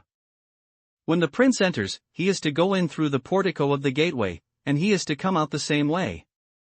When the people of the land come before the Lord at the appointed feasts, whoever enters by the north gate to worship is to go out by the south gate, and whoever enters by the south gate is to go out by the north gate. No one is to return through the gate by which he entered, but each is to go out by the opposite gate. The prince is to be among them, going in when they go in and going out when they go out. At the festivals and the appointed feasts, the grain offering is to be an ephah with a bull, an ephah with a ram, and with the lambs as much as one pleases, along with a hin of oil for each ephah. When the prince provides a freewill offering to the Lord, whether a burnt offering or fellowship offerings, the gate facing east is to be open for him. He shall offer his burnt offering or his fellowship offerings as he does on the Sabbath day. Then he shall go out, and after he has gone out, the gate will be shut. Every day you are to provide a year-old lamb without defect for a burnt offering to the Lord. Morning by morning you shall provide it. You are also to provide with it morning by morning a grain offering, consisting of 1/6 of an ephah with 1/3 of a hin of oil to moisten the flour. The presenting of this grain offering to the Lord is a lasting ordinance. So the lamb and the grain offering and the oil shall be provided morning by morning for a regular burnt offering. This is what the sovereign Lord says: if the prince makes a gift from his inheritance to one of his sons, it will also belong to his descendants, it is to be their property by inheritance. If, however, he makes a gift from his inheritance to one of his servants, the servant may keep it until the year of freedom, then it will revert to the prince. His inheritance belongs to his sons only, it is theirs. The prince must not take any of the inheritance of the people, driving them off their property. He is to give his sons their inheritance out of his own property, so that none of my people will be separated from his property. Then the man brought me through the entrance at the side of the gate to the sacred rooms facing north, which belonged to the priests, and showed me a place at the western end. He said to me, "This is the place where the priests will cook the guilt offering and the sin offering and bake the grain offering, to avoid bringing them into the outer court and consecrating the people." He then brought me to the outer court and led me round to its 4 corners, and I saw in each corner another court. In the 4 corners of the outer court were enclosed courts, 40 cubits long and 30 cubits wide. Each of the courts in the 4 corners was the same size. Around the inside of each of the 4 courts was a ledge of stone, with places for fire built all round under the ledge. He said to me, "These are the kitchens where those who minister at the temple will cook the sacrifices of the people." Ezekiel 47. The man brought me back to the entrance of the temple, and I saw water coming out from under the threshold of the temple towards the east, for the temple faced east. The water was coming down from under the south side of the temple, south of the altar. He then brought me out through the north gate and led me round the outside to the outer gate facing east, and the water was flowing from the south side. As the man went eastward with a measuring line in his hand, he measured off 1,000 cubits and then led me through water that was ankle deep. He measured off another 1,000 cubits and led me through water that was knee deep. He measured off another 1,000 and led me through water that was up to the waist. He measured off another 1,000, but now it was a river that I could not cross, because the water had risen and was deep enough to swim in, a river that no one could cross. He asked me, "Son of man, do you see this?" Then he led me back to the bank of the river. When I arrived there, I saw a great number of trees on each side of the river. He said to me, "This water flows towards the eastern region and goes down into the Arabah, where it enters the sea. When it empties into the sea, the water there becomes fresh. Swarms of living creatures will live wherever the river flows. There will be large numbers of fish, because this water flows there and makes the salt water fresh, so where the river flows everything will live. Fishermen will stand along the shore, from En-Gedi to En-Eglaim there will be places for spreading nets. The fish will be of many kinds like the fish of the great sea. But the swamps and marshes will not become fresh, they will be left for salt. Fruit trees of all kinds will grow on both banks of the river. Their leaves will not wither, nor will their fruit fail. Every month they will bear, because the water from the sanctuary flows to them.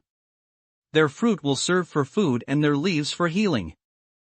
This is what the sovereign Lord says. These are the boundaries by which you are to divide the land for an inheritance among the 12 tribes of Israel, with 2 portions for Joseph. You are to divide it equally among them. Because I swore with uplifted hand to give it to your forefathers, this land will become your inheritance. This is to be the boundary of the land. On the north side it will run from the Great Sea by the Hethlon road past Lebo Hamath to Zedad, Berotha and Sibraim, which lies on the border between Damascus and Hamath, as far as Hazer Hatticon, which is on the border of Horon. The boundary will extend from the sea to Hazar Enan, along the northern border of Damascus, with the border of Hamath to the north. This will be the north boundary. On the east side the boundary will run between Horon and Damascus, along the Jordan between Gilead and the land of Israel, to the eastern sea and as far as Tamar. This will be the east boundary. On the south side it will run from Tamar as far as the waters of Meribah Kadesh, then along the Wadi of Egypt to the Great Sea. This will be the south boundary. On the west side, the Great Sea will be the boundary to a point opposite Lebo Hamath. This will be the west boundary. You are to distribute this land among yourselves according to the tribes of Israel. You are to allot it as an inheritance for yourselves and for the aliens who have settled among you and who have children. You are to consider them as native-born Israelites. Along with you they are to be allotted an inheritance among the tribes of Israel. In whatever tribe the alien settles, there you are to give him his inheritance, declares the sovereign Lord. Ezekiel 48. These are the tribes, listed by name. At the northern frontier, Dan will have 1 portion. It will follow the Hethlon road to Lebo Hamath. Hazar Enan and the northern border of Damascus next to Hamath will be part of its border from the east side to the west side. Asher will have 1 portion. It will border the territory of Dan from east to west. Naphtali will have 1 portion. It will border the territory of Asher from east to west. Manasseh will have 1 portion. It will border the territory of Naphtali from east to west. Ephraim will have 1 portion. It will border the territory of Manasseh from east to west. Reuben will have 1 portion. It will border the territory of Ephraim from east to west. Judah will have 1 portion. It will border the territory of Reuben from east to west. Bordering the territory of Judah from east to west will be the portion you are to present as a special gift. It will be 25,000 cubits wide, and its length from east to west will equal one of the tribal portions. The sanctuary will be in the center of it. The special portion you are to offer to the Lord will be 25,000 cubits long and 10,000 cubits wide. This will be the sacred portion for the priests. It will be 25,000 cubits long on the north side, 10,000 cubits wide on the west side, 10,000 cubits wide on the east side and 25,000 cubits long on the south side. In the center of it will be the sanctuary of the Lord. This will be for the consecrated priests, the Zadokites, who were faithful in serving me and did not go astray as the Levites did when the Israelites went astray. It will be a special gift to them from the sacred portion of the land, a most holy portion, bordering the territory of the Levites. Alongside the territory of the priests, the Levites will have an allotment 25,000 cubits long and 10,000 cubits wide. Its total length will be 25,000 cubits and its width 10,000 cubits. They must not sell or exchange any of it. This is the best of the land and must not pass into other hands, because it is holy to the Lord. The remaining area, 5,000 cubits wide and 25,000 cubits long, will be for the common use of the city, for houses and for pasture land. The city will be in the center of it. And will have these measurements: the north side 4,500 cubits, the south side 4,500 cubits, the east side 4,500 cubits, and the west side 4,500 cubits. The pasture land for the city will be 250 cubits on the north, 250 cubits on the south, 250 cubits on the east, and 250 cubits on the west. What remains of the area, bordering on the sacred portion and running the length of it, will be 10,000 cubits on the east side and 10,000 cubits on the west side. Its produce will supply food for the workers of the city. The workers from the city who farm it will come from all the tribes of Israel. The entire portion will be a square, 25,000 cubits on each side. As a special gift you will set aside the sacred portion, along with the property of the city. What remains on both sides of the area formed by the sacred portion and the city property will belong to the prince. It will extend eastward from the 25,000 cubits of the sacred portion to the eastern border, and westward from the 25,000 cubits to the western border. Both these areas running the length of the tribal portions will belong to the prince, and the sacred portion with the temple sanctuary will be in the center of them. So the property of the Levites and the property of the city will lie in the center of the area that belongs to the prince. The area belonging to the prince will lie between the border of Judah and the border of Benjamin. As for the rest of the tribes, Benjamin will have one portion, it will extend from the east side to the west side. Simeon will have one portion, it will border the territory of Benjamin from east to west. Issachar will have one portion, it will border the territory of Simeon from east to west. Zebulun will have one portion, it will border the territory of Issachar from east to west. Gad will have one portion, it will border the territory of Zebulun from east to west.